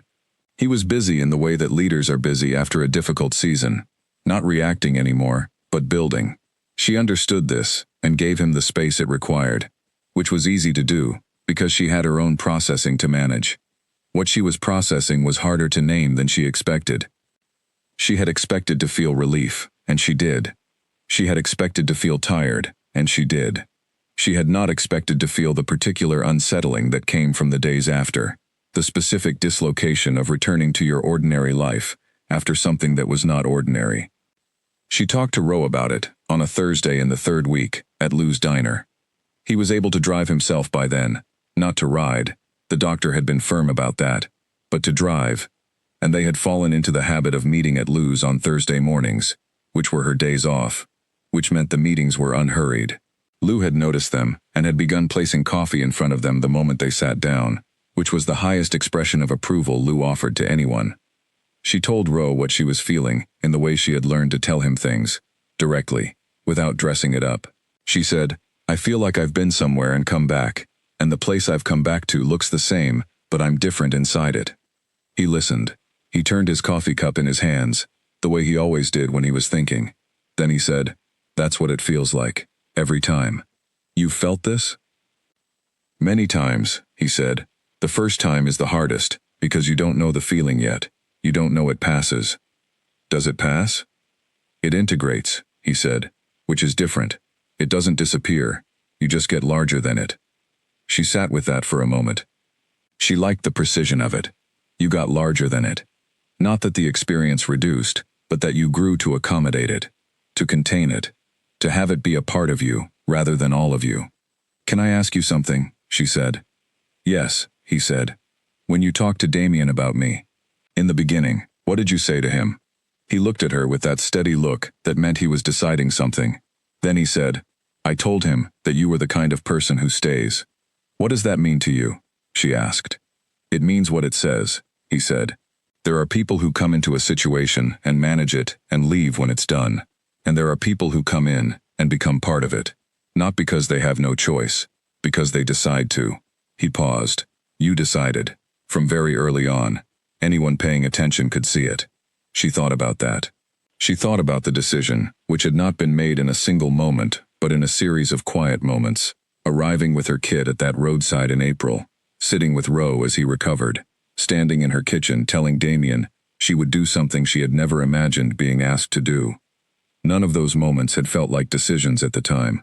They had felt like the only available options, because she had already committed, in some way that preceded any formal acknowledgement, to being in. She said, "Do you ever worry about what it costs?" "Every day," he said, without hesitation. "But the alternative is not having it, and the alternative is worse." She nodded. That was true. She knew it to be true.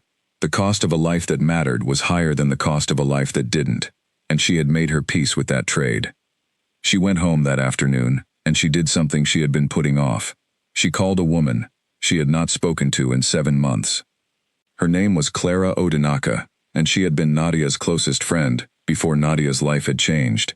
A hospital administrator, steady and funny, and relentlessly practical, who had a way of asking exactly the right question and then waiting without impatience for the honest answer. Clara picked up on the second ring. Nadia said, "I have things to tell you." Clara said, "I assumed. That's why I've been waiting." They talked for 2 hours. Nadia told Clara what she could. She was careful. She omitted specific details that were not hers to share. She described the experience in ways that were true without being complete. Clara listened the way good friends listen, without interrupting to offer solutions, without treating the narrative as an opportunity to rehearse her own feelings about it, with the specific, undivided quality of real attention. At the end, Clara said, "Are you happy?" She thought about the question.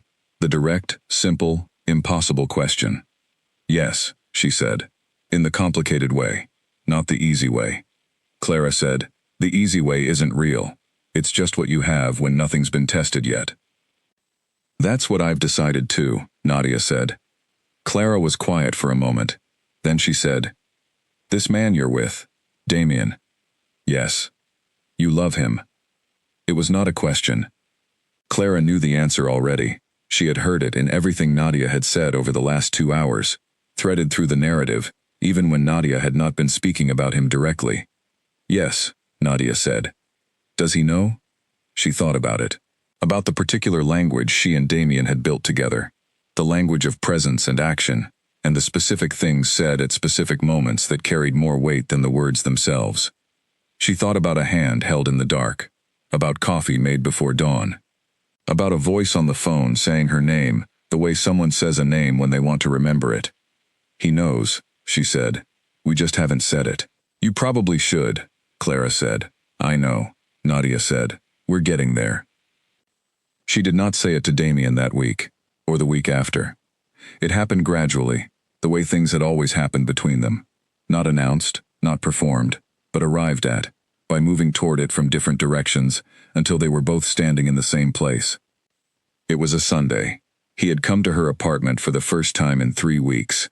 She had made food, which she rarely did these days, because the act of cooking felt domestic, in a way she was not sure she deserved to feel given everything that had been happening. But this Sunday she had cooked, and he had sat at her kitchen table and watched her do it, and they had talked about nothing significant, while the apartment filled with the smell of it, and it had felt more like the rest she had been looking for than anything else in months. After they had eaten, she sat across from him at the table with the last of a glass of water, and he was looking at her in the way he sometimes looked at her, the specific attentive quality that was different from the watchfulness of his professional life, warmer than that, more deliberate. She said, "I love you." She said it the way she said things that were true and important, without preamble, without softening, clearly. He looked at her. He was still for a moment. Then the thing behind his eyes shifted, settled, became something she had not seen before and could not entirely name. Something that was not surprise, because she thought he had known, but that was the specific experience of hearing true something that you had suspected but had not yet been given permission to be certain of. He said, "I know." And then, after a beat, "I love you." That was it.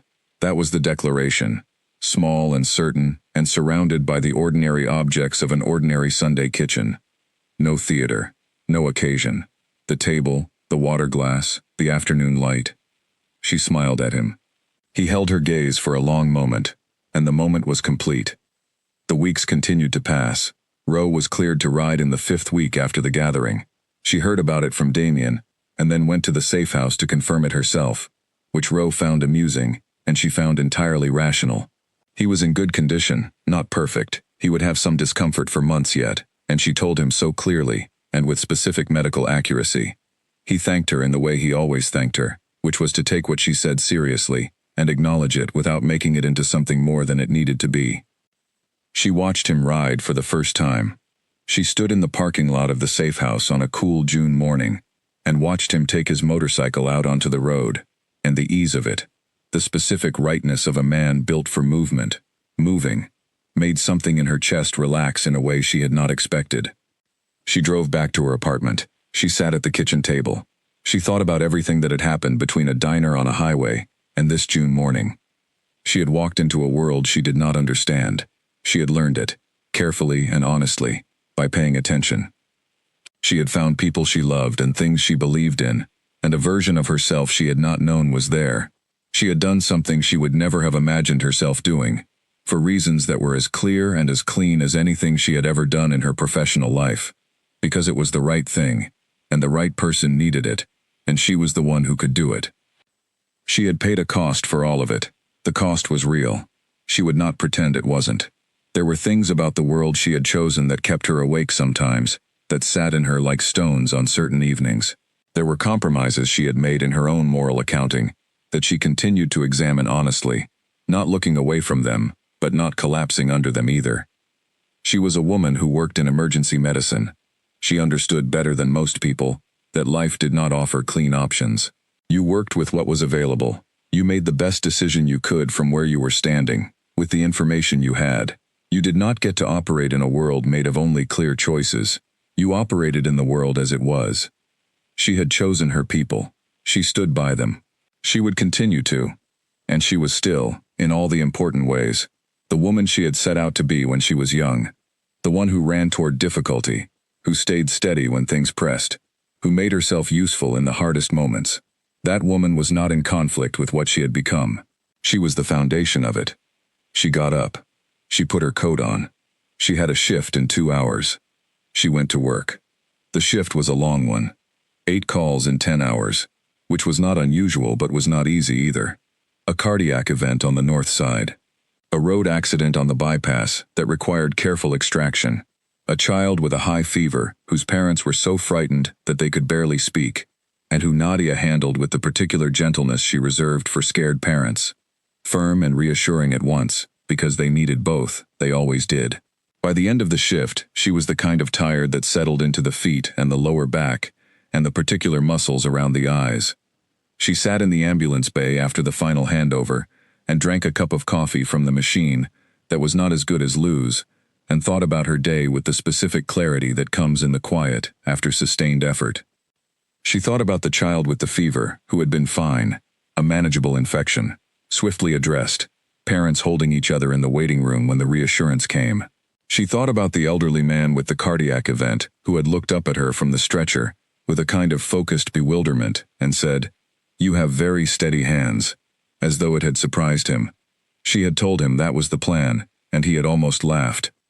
She thought about the accident scene on the bypass, the disciplined organization of it, the coordination between her crew and the firefighters, the way a good scene became its own kind of choreography, every person knowing their role, the whole thing moving toward the single shared purpose of keeping the people at the center of it alive. She loved that. She had always loved it. The specific grace of a team doing difficult work well. She finished her coffee. She thought about Damien, and about Ro back on the road, and about a neutral ground gathering in a warehouse on the county line. She thought about all the different kinds of scenes she had worked in her life, the ones with stretchers, and the one with a leather collar, and she understood that what they had in common was the thing that had always drawn her toward difficulty in the first place, the sense of being necessary, of being the person who could do what the moment required. She had been necessary in the warehouse. She had been necessary on the dark road in April. She was necessary every time she showed up to a call with her kit and her training and her absolute refusal to let her feelings interfere with her function. She was a person built for necessity. She had always known that. What she had not known, until this year, was that necessity could exist in places she had never imagined needing her. She drove home through the June evening. The light was still up at 7 o'clock. Long days now, the year tilting toward summer. She opened her apartment windows when she got in and let the evening air move through, and she showered and changed and sat on the small balcony with a glass of water and watched the street below. Her phone buzzed. Damien. She smiled before she looked at the screen. The text said, "Roe is riding again. He went east. First time in 2 months." She texted back, "Good." Then she wrote, "I'm glad." He replied, "Me too." She held the phone. She looked out at the street. A couple walked past below, a dog on a leash between them, an evening so ordinary that it was perfect. 2 children were on bikes at the end of the block, making circles, the specific joy of circular motion for its own sake. She thought about love, what it was, in practice, stripped of the performance that surrounded it. She thought about what she had found in the last year, and what it had cost, and what it had given back, and whether the accounting was worth it. The accounting was worth it. Every morning she woke up knowing where she stood, and why she had chosen to stand there. She had not always had that. She had spent years in her adult life doing the right things for the right reasons, but inside a persistent low-grade uncertainty about whether the life she was building was the one she actually wanted. She had been functional without being rooted, competent without being anchored. She was anchored now, in people, in a place, in a set of choices she had made freely and completely. She did not need the world around her to make simple sense. She had stopped waiting for it to. What she needed was to know what she believed in, and to live inside those beliefs consistently, and to have people beside her who did the same. She had that. She had it fully. She stayed on the balcony until the light faded and the street went quiet, and the city settled into its evening self, and somewhere out on the county roads to the east, Marcus Rowe was riding for the first time in 2 months, and the night air was on his face, and everything that had tried to take that from him had failed. She went inside. She made dinner. She called Clara, and they talked for 30 minutes about nothing important, which was its own kind of relief. She went to bed early, because the shift had taken it out of her, and tomorrow was another one, and the work was always waiting, and she had always been, at her core, a person who showed up for the work. She lay in the dark and listened to the quiet street. She thought about the first night, in Lou's diner, and the cup of coffee she had not intended to drink. She thought about the man at the end of the counter, who had been completely still in a room full of moving people, and how she had known, in the way you know certain things without logic, that the stillness was worth investigating. She had investigated it thoroughly. She had found, at the center of the stillness, a world that was complicated and costly and real, and people inside it who were worth standing for, and a version of herself that she had not known was possible. She closed her eyes. She slept, deeply and without trouble, the way you sleep when you know where you are, and you are not afraid of it. That was the life she had found. Not the one she had planned. Not the one that would have made simple sense to the woman she had been before a late-night diner, and an empty fuel tank, and a man who said her name the way someone says a name when they want to remember it. But hers. Completely and irreversibly hers. And she would not have traded a single difficult moment of it for anything easier. Summer came, in the way summers do in that part of the county, not all at once, but steadily, incrementally, the way a tide comes in. First the evenings got long, then the heat arrived in the afternoons. Then the morning started warm instead of cool, and the shift happened somewhere between one day and the next, and suddenly it was summer fully, without apology. Nadia had always liked summer for the particular quality of the light, its angle, its richness, the way it made ordinary things look like they had been considered. She liked the way the county roads looked in July, with the fields on either side dried golden, and the heat rising off the asphalt in the middle of the day. She had grown up in a cold climate, and spent her 20s missing the warmth, and when she had moved south for the emergency service job 3 years ago, the light had been the first thing she loved about the place. She was noticing the light again, that summer, which told her something. You stop noticing beauty when you are managing too much. The fact that she was noticing it again meant the managing had eased, at least temporarily. The pressure of the last several months had settled into something that still required attention, but was no longer acute. The situation with the remainder of Marsh's organization was slowly resolving. Nathan Graves had proven more capable than his shaky performance at the gathering had suggested, and the Black Fangs under his leadership were moving toward a reconfigured position that did not involve the aggressive pressure campaign of the previous year. The River East operators had honored their arrangement with the Iron Wolves, and 2 other groups that had been drifting had come back into alignment. The crisis had passed through and left a different landscape in its wake, but a stable one.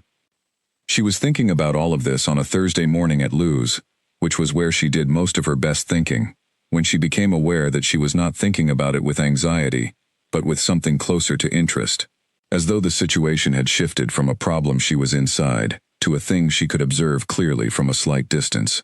That was new. She mentioned it to Ro, who arrived at Lou's at 9:15 with the specific ease of movement that told her he was healing well. He sat down. Lou put coffee in front of him. He picked it up and drank it, and looked at her across the table, with his usual level attention. She said, "I think I'm starting to breathe again." He said, "You've been breathing. You just couldn't feel it. Is that what happens?" During extended pressure, the capacity for normal experience narrows, he said, with the matter-of-fact tone he used when he was saying something practical about difficult things. When the pressure eases, the capacity opens back up. It feels like gaining something. Actually, you're just recovering what was always there. She considered this. That's a measured way to describe it. "I've been through extended pressure before," he said. "The first time, I thought I was losing my mind. Then someone who'd been through it longer explained the mechanics, and it became manageable." She asked, "Who explained it to you?" He looked at her. "Damien," he said. "He's better at explaining that kind of thing than most people know." That surprised her. And it didn't surprise her. She had seen Damien's intelligence in many forms. Strategic, interpersonal, practical. She had not seen it in the form of helping someone through psychological recovery from pressure, but she could imagine it precisely. The specific care he would take. The way he would choose words with the same deliberateness he brought to everything. The way he would make it about function and not about sentiment, because that was the language that worked for the people around him. She said, "He's taken care of a lot of people." "For 15 years, Ro said. "Longer, if you count before the club." "Does that cost him?" Ro turned his coffee cup. He was quiet for a moment. Then he said, "Less than it used to. Because of you." She looked at him. "Before you," he said carefully. He was carrying the weight of it entirely inside himself. He didn't have anywhere to put it that wasn't the job. The job absorbed everything, gave back function, which is sustainable for a while, and then it isn't. He paused. He's different now. More settled. She did not know what to do with that exactly. She felt it land in her chest in a complicated way. Gratitude, and a kind of responsibility, and something else. Something warmer, and less nameable. She said, "He has the same effect on me." "I know," Ro said. "That's why it works." They sat with Lou's coffee, and the late morning light came through the windows of the diner at the specific angle of a July Thursday, and she felt the particular lightness of a conversation that had said true things, without needing to make them larger than they were. The summer unfolded. She worked. She spent time with Damien in the particular way they had developed over the year.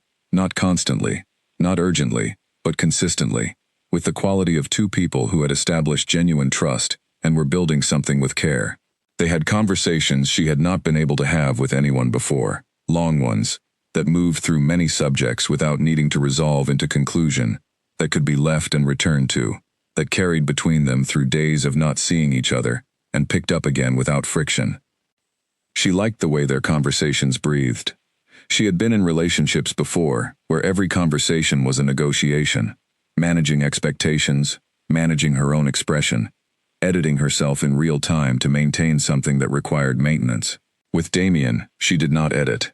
She said what she thought. He received it as she gave it, without translation required, and returned something real in exchange. It was the specific ease of genuine fit, which she had not known was rare until she had experienced its absence for a long time. She was thinking about this on an August evening when she was alone in her apartment and Damien was at the garage handling something that would take most of the night. She was sitting on the balcony with a book she had not been reading, because the evening was too good for reading, and she wanted to just be in it. The light was doing the thing it did in August, going golden and long, the shadows stretched out like something content. She was happy, not an announcement, just an observation, a fact, the specific, quiet, unmistakable feeling of a person who has found where they belong and is in it. She had not expected this. She had expected her life to be good. She was capable and she worked hard, and she cared about the right things, and she had expected those qualities to produce a good life. She had not expected the specific shape that good life would take. She had not expected a diner on a dark highway, or a man who was still in a way that felt like safety, or a world complicated enough to test her and people worth standing for inside it. But that was the thing about life. The expected shape and the actual shape were almost never the same. The actual shape was determined by the choices you made when things were hard, by the people you found when you were not looking, by the moments that arrived without announcement and asked you whether you were who you thought you were. She had been asked several times in the last year. She had answered. She was comfortable with her answers. She went inside. She called Damien because she wanted to. Because wanting to call him, and calling him, was something she had stopped overthinking 3 months ago. He picked up on the third ring, and she could hear the low background noise of the garage, and he said her name in the particular way. "Hey," she said. "Hey," he said. And then, because he knew her well enough by now to hear the quality of nothing particular in her voice, "You okay?" "More than okay," she said. "I just wanted to hear your voice." A pause. She heard him move somewhere slightly quieter. Then he said, "You have it." She smiled. She stood at her kitchen window with the phone against her ear, and the evening light moving across the counter, and she talked to him for 20 minutes about nothing consequential, and it was exactly what it was. The ordinary, irreplaceable texture of a life shared with someone you loved. By September, the last of the summer was going slowly, the way it always did, the light retreating day by day, in increments too small to mark but unmistakable over a week. She was changing with it, she noticed. Not the dramatic changes of the previous months, but the quieter ones. She was reading more. She was sleeping more. She was taking the longer route on her drives home from shifts, the one that went past the field road where the evening light was best in September. She was recovering herself. Not from the decisions she had made. She did not need to recover from those. She was recovering in the simpler sense, refilling what had been used, returning to a level of internal resource that allowed her to be more than her function. One afternoon in late September, she drove past Lou's, and on an impulse she had not planned, she pulled in. Lou was behind the counter with her silver hair and her cloth and her specific unbothered quality, and she looked up when Nadia came in and said, with the economy of expression she reserved for people she approved of, "Coffee?" "Yes, please," Nadia said. She sat at the counter. The same stool, more or less. The diner smelled the same, black coffee and fried onions, and something underlying both, that she had decided was simply the smell of a place that had been exactly itself for 30 years, and was not going to change. Lou brought the coffee. She stood at the counter for a moment, cloth in hand, and looked at Nadia, with the kind of look that contained a great deal of assessment behind a great deal of stillness. Then she said, "You look different than you did the first time I saw you in here." Nadia looked at her. "When was that?" "About a year ago," Lou said. "You came in late. You had the look of someone who'd been driving with nowhere to go." "I had," Nadia said. "You don't have that look anymore," Lou said. Then she moved down the counter and continued her wiping, and that was the entirety of the observation, given and received without ceremony. Nadia drank her coffee.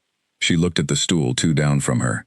She thought about a man sitting there with his eyes down and a stillness that had stopped her in her tracks. She thought, everything happened here, in this ordinary diner, over a cup of coffee, at this unremarkable counter. She thought, the beginning of the best and most difficult year of my life started exactly here. She thought, I am so glad I ran out of fuel. She finished her coffee. She left a good tip. She waved to Lou, who gave her the small nod that served as goodbye in Lou's language. She drove out of the parking lot, and onto the county road, and into the September afternoon, and ahead of her was the rest of the life she had found, and was still finding, day by day, in all of its complicated and irreplaceable particulars. She was not afraid of it. She had not been afraid of it since April. since a dark road and a man recovering against a guardrail, and a voice she had said 2 words to, and meant them. She drove east. The road was long, and the light was good, and she had somewhere to be. She always had somewhere to be now. That was the gift of it. That was the thing she would never stop being grateful for. The specific, ordinary, sustaining gift of having somewhere to be, and people worth being there for.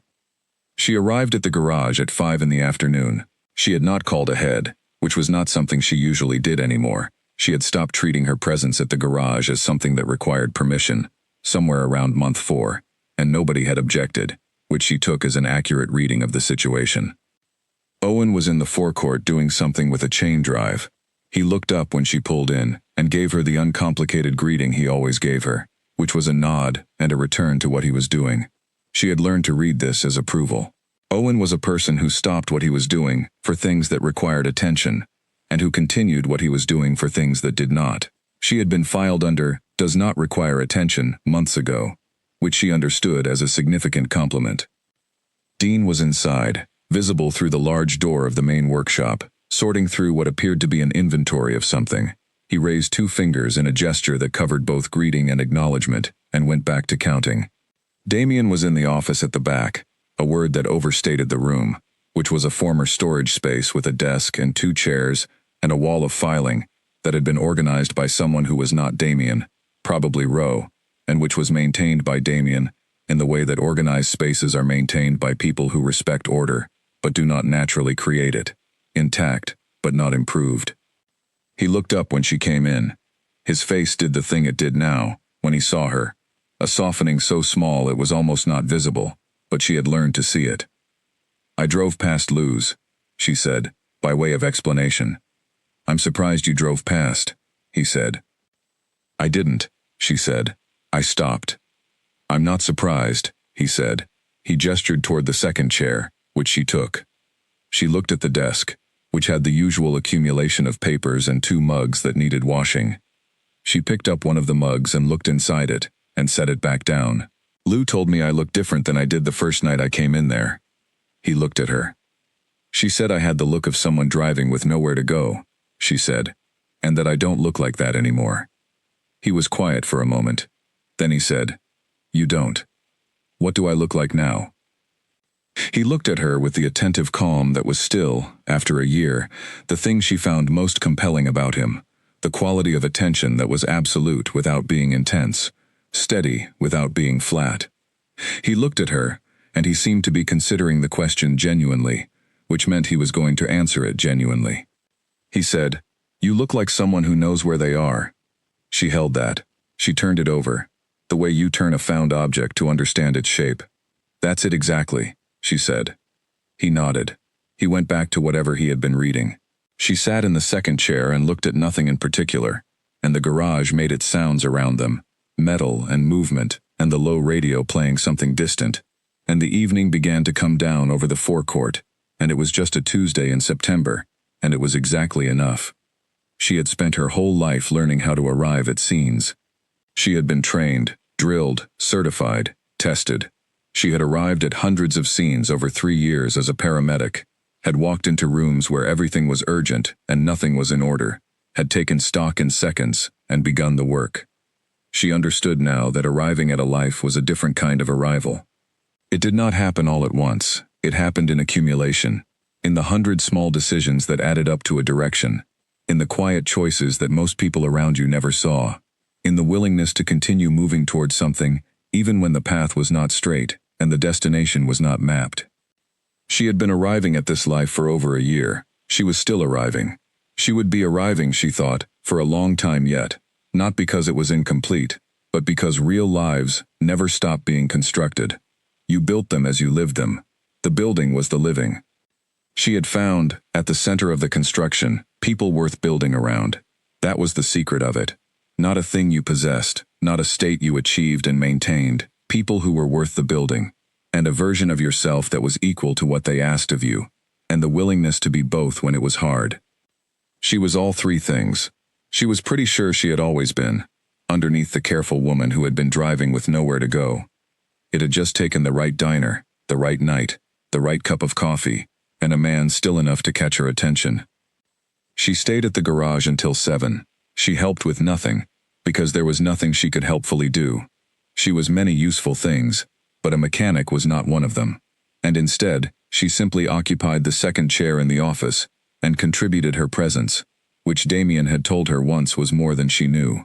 She believed him. She had learned to believe him on the things he said directly, because he rarely said them, and always meant them. She drove home at 7:15 with the radio on, and the windows down, in the last warm evening of a summer that had been kind to her in all the ways that mattered.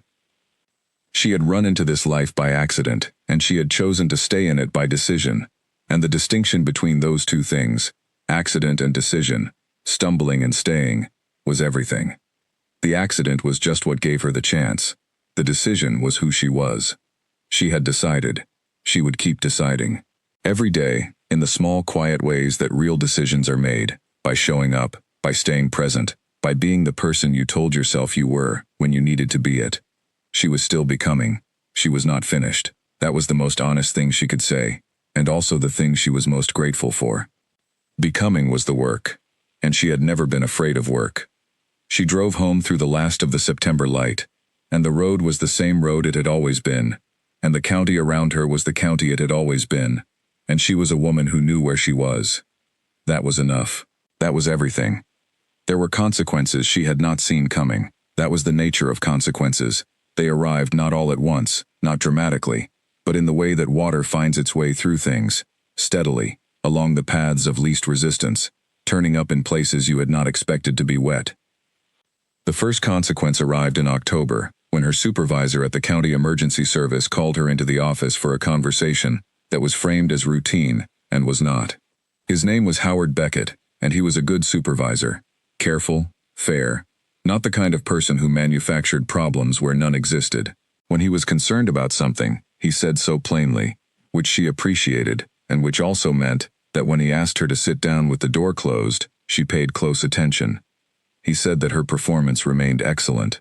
He said it first, because he was being fair.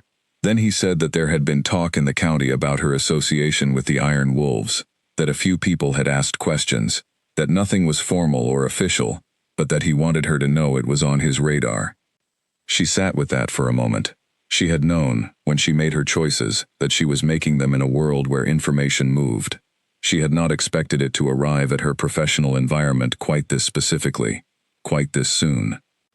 She said, "My private life and my professional life are separate." "I know that," he said, "and your work is not in question.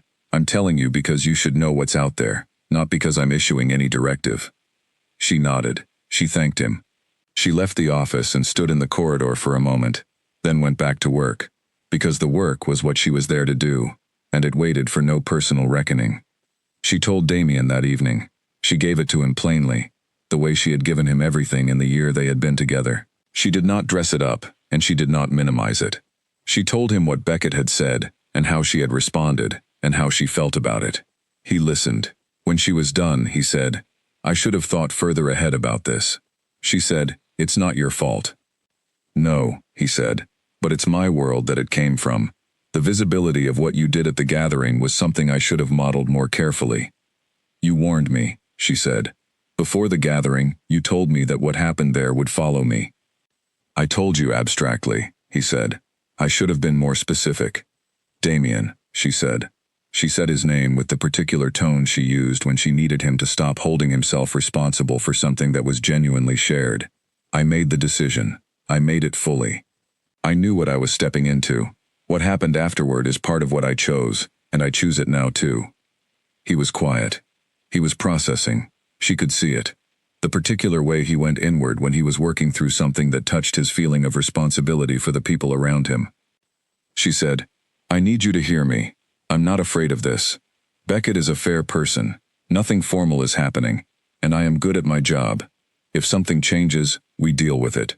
That's how we handle everything, and it will work the same way here."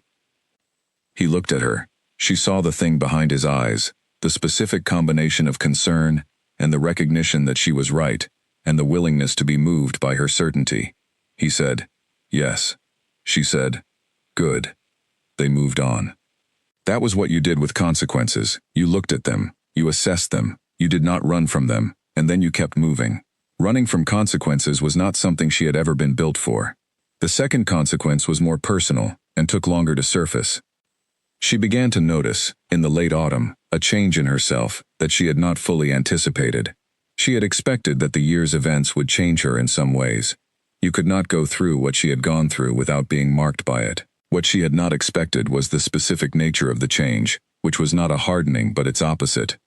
She had spent years managing herself carefully. The careful woman, the measured woman, the woman who did not let too much show because too much showing had historically not produced good outcomes. She had built this management into her professional style, and she had let it bleed into her personal life, and it had functioned as a protection for a long time. It had also, she understood now, been a form of distance, a way of keeping safe by not being fully present. She was more present now. She felt things more directly. She was less defended. This was both easier and harder than being defended. It was easier because presence was less exhausting than management. It was harder because presence meant that things got in more. The good things and the difficult things both arrived with more impact. She had a shift in November that undid her in a way that had not happened in years. A call that she handled correctly, that she did everything right on, but that cost her in a way she had been too defended to feel in a long time. A young woman, her own age, badly hurt in a road accident. She and her crew did everything that could be done. The young woman was transported and survived, but it had been close, and in the process of the call, Nadia had been reminded of her own vulnerability, in a way that her previous defenses would have smoothed over. She sat in the ambulance bay afterward and cried. Not a performance, not an expression of anything except the simple direct response of a person whose emotional capacity was working properly again. Her partner on the shift, a man named Chris Alton who had been in emergency medicine for 14 years, and who had the specific wisdom of someone who has seen everything and processed it all, said nothing for the first few minutes. He just stayed nearby, getting them both water, being present without intruding. Then he said, "You okay?" She said, "I will be." He nodded. He said, "You've been good this year. In the field. Real good. Whatever's going on in your life, it's not hurting the work." She wiped her face. She looked at him. She said, "Thank you." "Don't thank me," he said. "I'm just reporting what I see." She thought about what he had said on the drive home. Whatever was going on in her life, he had not pried, had not implied anything. He had simply observed that the version of her he had been working with over the last year was a good version, and whatever had produced it, it was working. She had thought the year had been about something being tested.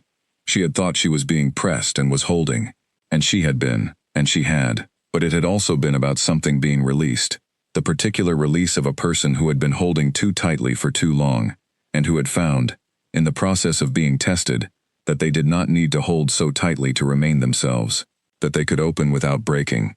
She was softer than she had been. She was also stronger. She had not understood, before this year, that those things could be the same. She arrived at Damien's that evening without calling first, which she did sometimes now. He was in the kitchen when she let herself in with the key he had given her in September, and he turned from the counter when she came through the door, and she crossed the kitchen and walked into him, and he put his arms around her without a word and held her. She pressed her face against his chest and breathed. She was not falling apart. She was not in crisis. She was a person who had had a hard shift and who had somewhere to come, and she had come. He held her for a while. He did not ask what had happened. He would ask later, when she was ready to tell it. For now, he held her, and she let herself be held, and the kitchen was warm and quiet, and the house smelled of whatever he had been making, and outside the November night was moving toward winter. After a while she said, muffled against his jacket, "Hard shift." "I know," he said. "I cried in the ambulance bay." "Good," he said. Not as an instruction, as a recognition. He understood. The way she had come to understand, he understood most things she told him, that the crying was the healthy thing, not the thing to be managed. She stepped back. She looked up at him. She was a mess, tired, dried tears on her face, smelling of the shift. He looked at her the way he had looked at her since the first night, with the complete, unhurried attention of someone who had decided she was worth looking at exactly as she was. "Stay," he said. She had stayed most of November. Not every night, not quite, but most. And the arrangement had a quality that she found not complicated but clarifying. They moved around each other in the kitchen and the house, with the specific ease of people who had been paying close enough attention long enough to not need to negotiate every small thing. She made coffee the way she liked it, and he made coffee the way he liked it, and neither of them had ever mentioned this difference, which was itself a form of respect. She thought about her apartment on a Sunday morning in December, lying in the warmth of his house with the winter light coming through the curtains. She had not been to her apartment in 5 days.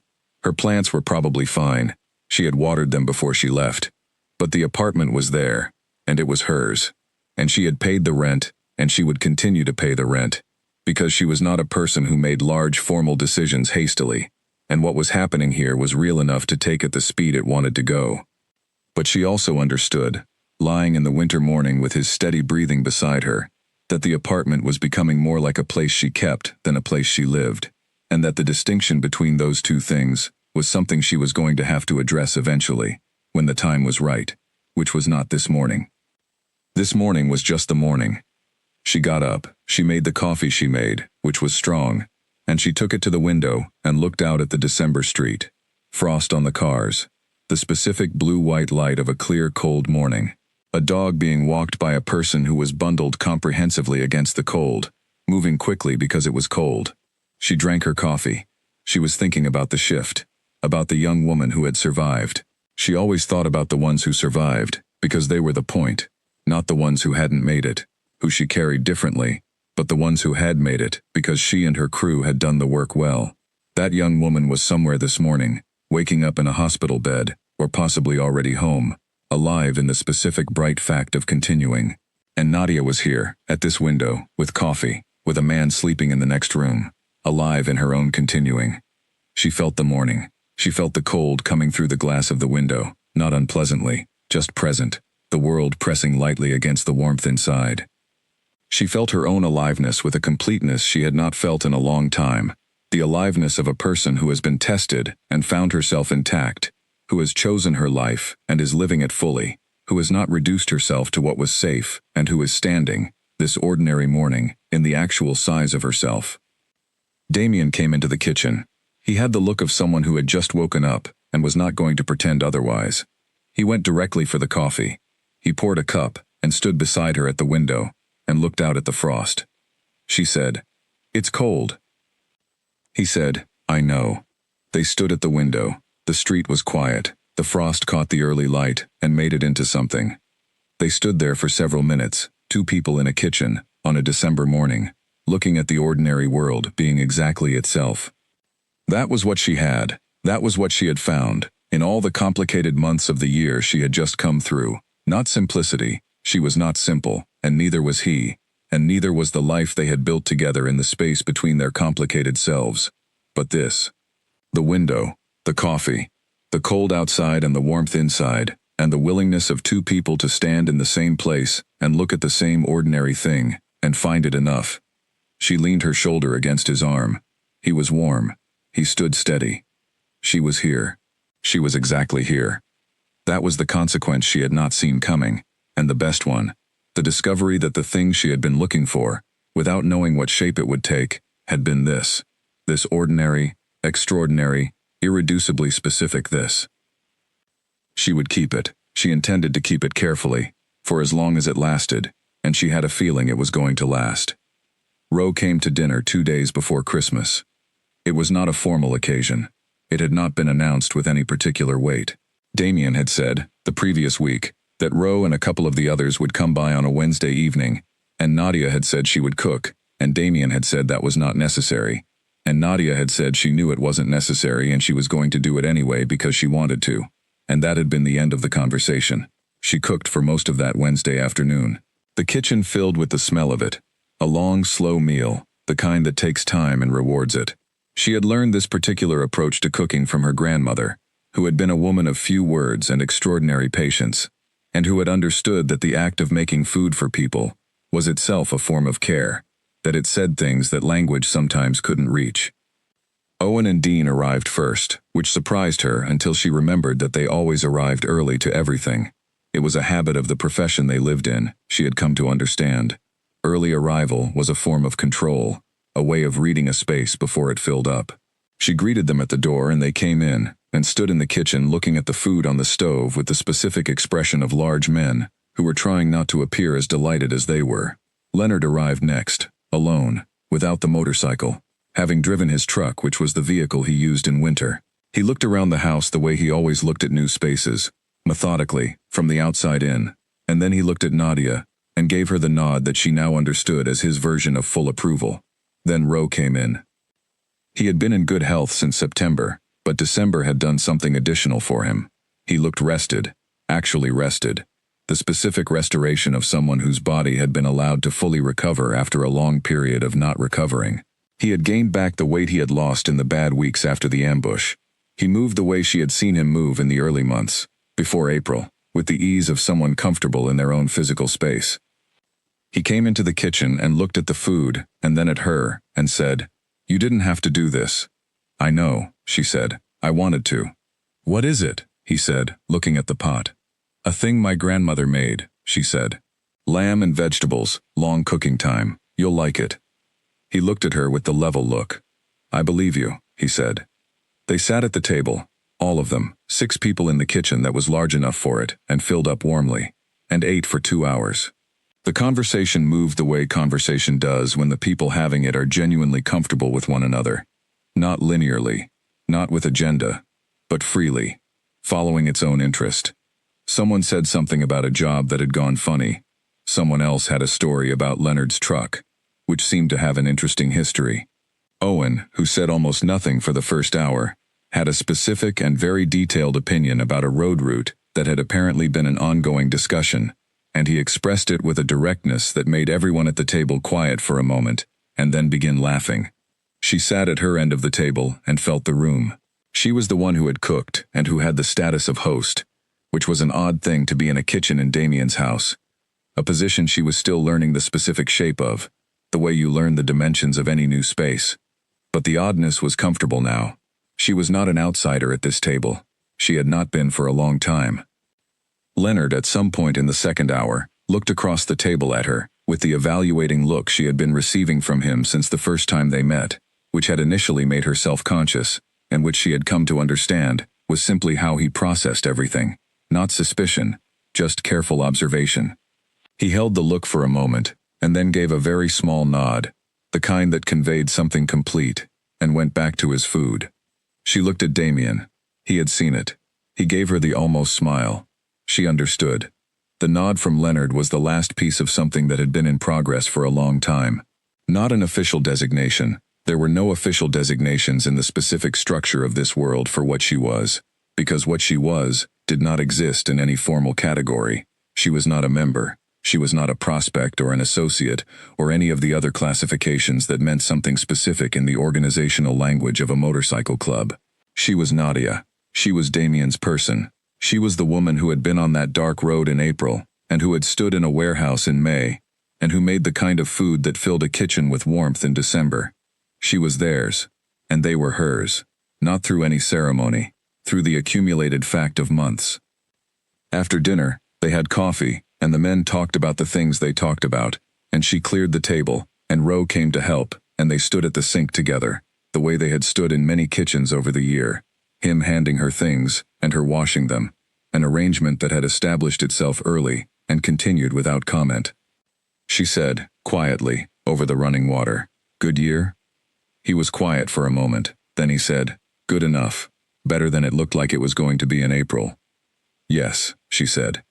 "Because of you," he said. "In part." She handed him a wet pan to dry. "In part," she said. "Don't minimize it," he said. She looked at him. He was looking back at her, with the steadiness she had known for a year, and had come to rely on, without realizing how much she relied on it.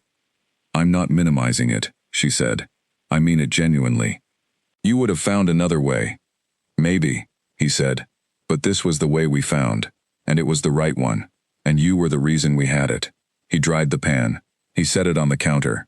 He looked at her directly. "I don't forget things that matter. You're in that list, Nadia. Permanently." She felt it land. She let it. "Thank you," she said. "Don't thank me," he said. "Just keep showing up." She almost laughed. "I intend to," she said. They finished the dishes. The evening continued. And somewhere in the middle of it, she stood in Damien's kitchen with these people she had found, that she had not been looking for, that a roadside diner and an empty fuel tank and a cup of coffee had given her. And she felt, fully and without reservation, that she was home. Not a place. People.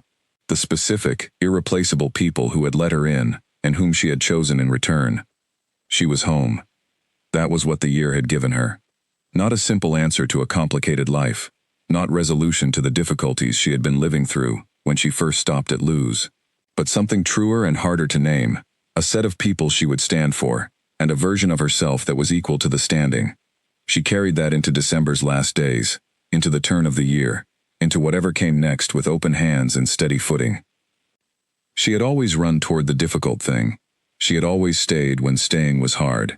She had always been the one with her hands in the work and her eyes on the person who needed her. She had not changed. She had expanded.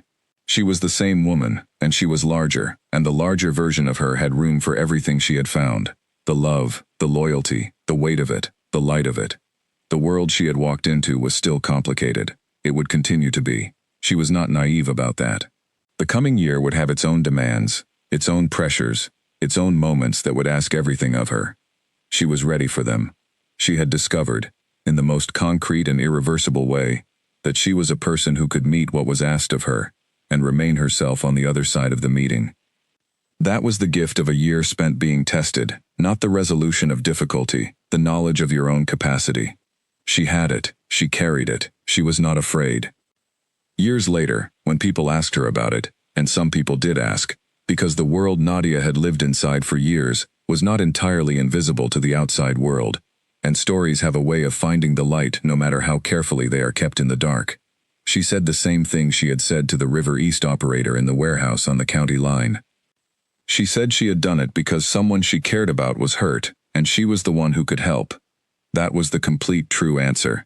It was also, she had come to understand, a description of every important thing she had ever done in her life. She was a paramedic. She ran toward the hurt thing and helped if she could. The warehouse had not been different from the ambulance bay in any way that mattered. The scale was different. The context was different. The result, a person she loved protected, a structure that mattered held together, was the same as every good shift she had ever worked. She kept her job at the county emergency service. Howard Beckett had been right that there was talk, and the talk had moved for a while and then it had moved on, the way talk always does when it finds no new fuel. She was excellent at her work. That was her best protection, and she had always known it, and she protected it accordingly, by showing up every shift fully present, by running every call with the same standard she had always run them, by being exactly what she said she was in every professional context. She did not pretend she was someone different at work. She was the same Nadia in the ambulance, and in Lou's diner, and in Damien's kitchen, and in a warehouse on the county line. That consistency was something she had worked for her whole adult life, the thing she cared most about as a human being, the interior person and the exterior person being the same. She had found, in the year she had just come through, that she was more that person than she had ever been. Chris Alton had said, at the end of the following year, when they were leaving a particularly good shift together, in the way that good shifts sometimes end, with a quiet satisfaction, a job done well, the specific clean feeling of professional competence expressed at its best, he had said, "Whatever changed for you, it was the right change." She had said, "I found people who needed me to be fully myself." He had looked at her for a moment and then said, "Lucky them." She had laughed. She had not told him that she was the one who was lucky. She had not needed to. She knew it. Roe recovered completely. She had been confident he would, from the day on the dark road in April, because she had done her work correctly, and his body was strong, and his character was the kind that did not know how to stop. But the completeness of it, his return to full function, the ease with which he moved in the months following, the way the club restructured around his restored presence, was something she watched with a specific satisfaction that she did not often feel. She felt it when patients she had worked hard for came back to full life. She felt it when something was genuinely healed. She felt it every time she saw Roe ride past on a Thursday morning, the specific freedom of a man on a motorcycle, doing exactly what he was built for, alive in the fact of being alive. She had done that. Not alone. He had done most of it himself, as people always do their own recovery. But she had been part of the chain of events that made it possible, and she was not falsely modest about that. She had learned that false modesty was its own form of dishonesty, a way of disappearing your own work in a way that served no one. The county settled into a new shape over the 2 years following. The Iron Wolves consolidated their position. The River East operators became genuine allies, a word that carried specific weight in the underground economy, implying a level of mutuality that simple arrangement did not. The remnant of the Black Fangs under Nathan Graves found a configuration that reduced friction with everyone around it. Graves had turned out to be, under pressure, a more thoughtful leader than his nervous performance at the gathering had suggested, and the organization he ran was smaller and quieter than Marsh's had been, which was probably better for everyone. She watched this all from the specific perspective of someone who was inside a world without being of it, who had learned its language and its customs, and its particular codes, but who also maintained her own codes, her own language, her own separate professional identity. That balance had been hard to find, and was not always easy to maintain. But she had found it, and she maintained it, because it was the honest shape of who she was. She was not a motorcycle club member. She would never be that. It was not the right classification for her, and she had no desire for it. What she was could not be classified, which she had made peace with early, and with some relief. The undefined position was the honest one. She was the person Damien loved. She was the person Roe would call if something went wrong. She was the woman who had stood in a warehouse in May and worn a dead man's collar because someone she cared about needed her to. She was Nadia.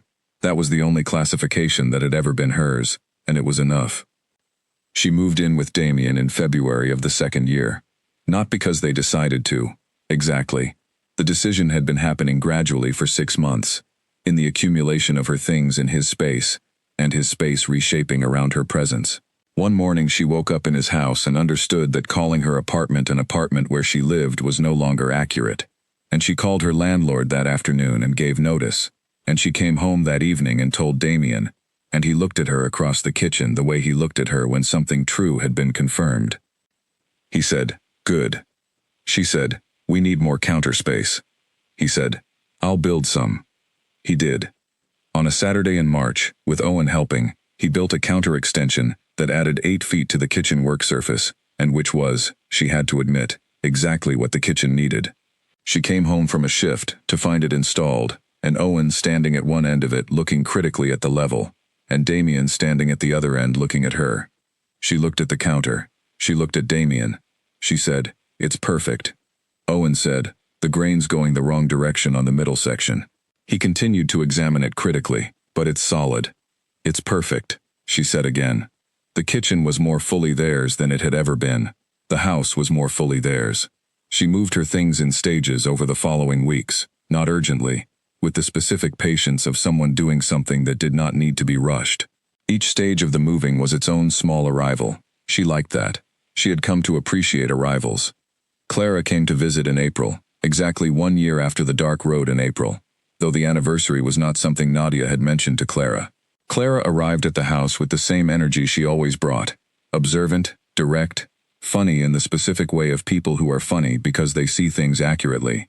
And she looked around the house, and she looked at Damien, who was present for the first hour of the visit, and then made himself absent, with the particular social intelligence he possessed, in greater measure than most people gave him credit for. Clara and Nadia sat in the kitchen with its new counter, with its smell of coffee, and the specific lived-in quality of a home that had been shaped by 2 people, and talked for 3 hours. At some point Clara said, "I want to tell you something. When you called me last year and told me what was happening, I was worried, not about any specific thing, about the whole landscape of it, the world you'd walked into." Nadia nodded. She had known this. "I'm not worried anymore," Clara said, "looking at you. Looking at this place.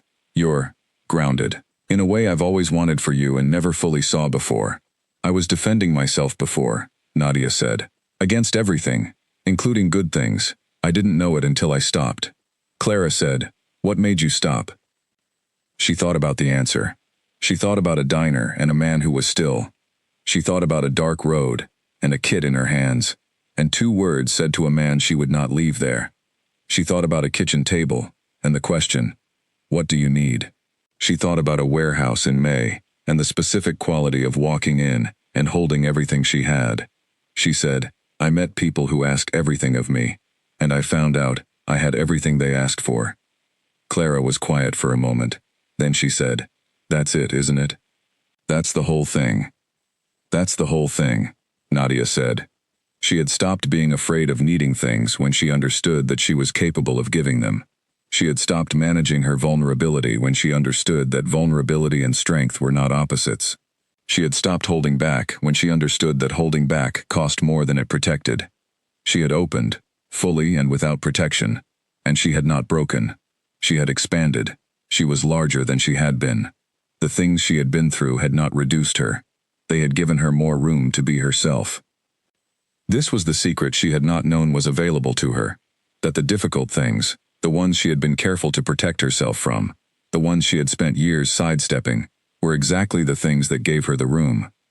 You could not know your own capacity until you had filled it. You could not know what you were made of until you had been tested and had held. You could not know the size of your own love until you had been in a situation that required you to use all of it. She had been in that situation. She had used all of it. She had found, on the other side, that she was not empty. She was more full than she had ever been. She sat in her kitchen in April, in the house she shared with a man who had been still in a diner, on a night when she needed to find something worth staying for, and she looked at her oldest friend across the kitchen table, and she was happy. Not the simple word, not the easy kind, not the happiness of a life without complication, the real kind, the kind that has cost something, and knows it, and finds the cost worthwhile. She was going to keep this life. She intended to keep it carefully and honestly, at full presence, without holding back or managing or protecting herself from the weight of it.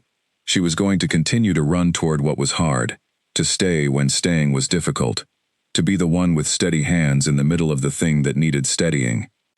She was going to keep loving the people who were hers, including a man who had told her she looked like someone who knew where she was, including a man who had said she was on a permanent list of things that mattered, including the 8 men who had stood on a dark road in April, and the woman who had arrived among them with a kid in her hands before anyone else got there. She was going to be Nadia, in the full specific size of who that was, without reduction, without management, without the careful distance she had maintained for so long, before a night at Lou's Diner had offered her something worth being fully present for. She had a shift at 6 the next morning. She was going to be there. She was always going to be there. That was who she was, and she would not trade a single moment of the year that had taught her how to say it plainly, to herself and to anyone who asked. She was the woman who ran toward the thing that needed her. She was the woman who stayed. She was the woman who stood in the room that asked everything, and gave everything, and walked out the other side herself. She was Nadia Crane, and she knew exactly who that was. That was enough. That was the whole of it, and it was more than she had known to ask for, and better than she had known how to imagine, and she was grateful for every complicated, costly, irreplaceable piece of it. She was home. She was whole. She was here. The morning after Clara's visit, Nadia woke before her alarm. It was 5 in the morning, and the sky outside was that particular dark that belongs only to the hour before dawn, not the deep dark of the middle of the night, but a specific dark that knows light is coming and holds the knowledge quietly. She lay in bed for a minute without moving, aware of Damien's breathing beside her, aware of the particular quality of the house around her, its sounds, its warmth, its smell, which was now the smell of both of them, and of the kitchen, and of a specific accumulated life. She thought about the day ahead, the shift at 6. Chris Alton as her partner, which was a good pairing. She trusted him, and he trusted her, and trust in the ambulance was the thing that made everything else work. They had been covering a patch of the county that had been active lately, a stretch of road near a development site where there had been a series of minor incidents, nothing catastrophic but requiring consistent attention. She thought about the coffee she would make when she got to the station, about the morning briefing, about the specific clarity of the beginning of a shift, before anything had happened, when the day was still potential, and the only thing required of her was readiness. She got up without waking Damien, which was a skill she had developed over months of early shifts, and which she was reasonably proud of. She dressed in the dark, efficiently, the way emergency workers dress, without decisions, everything in its place, no wasted motion. She went to the kitchen. She made coffee. She stood at the counter with the first cup and looked out at the pre-dawn street and thought about the year she had just come through and the year that lay ahead. Not with anxiety, not with the careful management of someone bracing for difficulty, with the particular calm openness of a person who has learned to face what comes. Whatever came, she was ready for it. Not because she knew what it would be. She had learned, finally and completely, that you never knew what was coming, but because she knew who she was, and who she was had been tested, had been put in difficult rooms and difficult situations, and difficult conversations, and had come through each one not diminished but larger. She had, over the course of 1 year, become fully herself. Not a different self, not a better self in the sense of improved or corrected. Simply fully herself, the woman who had always been there, underneath the careful management and the professional distance and the protective instincts of someone who had learned too early that caring too much could cost you. That woman had always been there. She had simply been waiting for a situation that required her to come out. She had come out. She was still out. She intended to stay out. She finished her coffee. She rinsed the cup. She left the kitchen as she had found it. Clean counter. Everything in its place. And she picked up her bag and her jacket and her kit. And she walked to the door. She paused for a moment with her hand on the door. She did not know why, except that she had taken to doing this. Pausing at thresholds, not dramatically, just briefly. Taking the breath. Acknowledging the specific moment of moving from one space to the next. She thought about Ro, probably already awake, probably on his second coffee. She thought about Damien, asleep in the room behind her. She thought about Owen and Dean and Leonard and the others, scattered across the county in their various houses and spaces, all of them somewhere in the particular quiet of the early morning hour.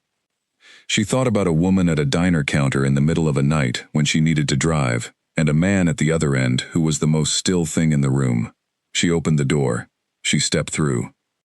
The morning air was cold in the specific way of April, not winter cold, but the cool that arrives before sunrise in the spring, when the season is still deciding.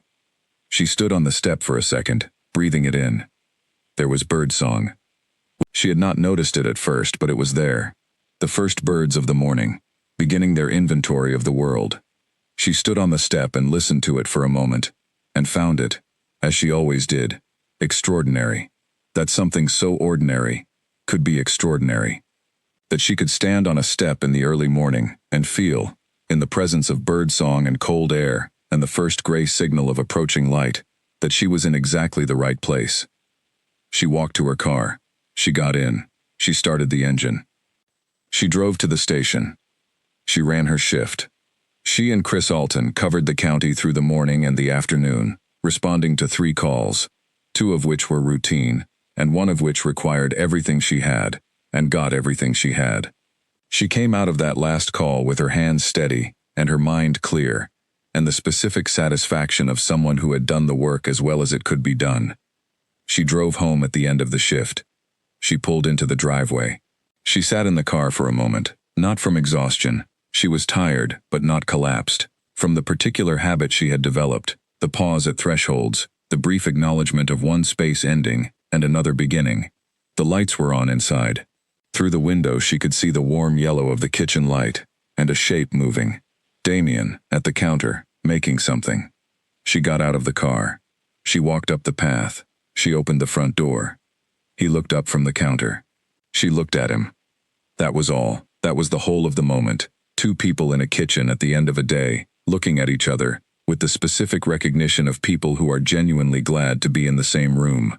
She closed the door. She put her bag down. She took off her jacket. She said, "What are you making?" He said, "I had Ro's recipe for the thing with the chicken. I've made it twice and it's been wrong twice." She said, "I'll look at it." She crossed the kitchen to stand beside him, and she looked at what he had going on the stove, and she found the thing that was wrong, and she told him. And he nodded, and adjusted it, and they stood side by side at the stove in the way they always stood, comfortable, not performing ease, simply in it, and the kitchen filled with the smell of something cooking, and the evening came down over the house, and the street outside went quiet. This was the life, not a different life, this one. The specific, daily, undramatic fact of it, The work, and the food, and the kitchen, and the person beside her. The occasional extraordinary thing inside the ordinary surround. The knowledge, always underneath, that she had people she would stand for, and that she had proved, in the most concrete way, that she was capable of standing. She was a woman who ran toward what needed her. She was a woman who stayed. She was a woman who had walked into a room that asked everything, and had come out the other side with all of herself intact. She was exactly where she had fought to be, in the only sense that mattered. She was present. She was here. She was alive to the life she had chosen with open eyes and open hands, and she was living it fully, every day, in all of its weight and all of its light. She stirred the pot. She handed the spoon to Damien. She went to pour herself a glass of water. The evening held them. The house held them. And somewhere in the county, on the roads she knew by heart, the people she had chosen were living their own versions of this. The ordinary, irreplaceable life of people who had stood together in a difficult time and found out they were worth standing with. She drank her water. She looked at the man at her stove. She looked at the kitchen around her. She was home. And the home she had found was the truest kind. Not a place that was given to her, but a life that she had walked into, and chosen, and made hers, one difficult and ordinary day at a time. That was the whole story. That was all of it. And it was more than enough.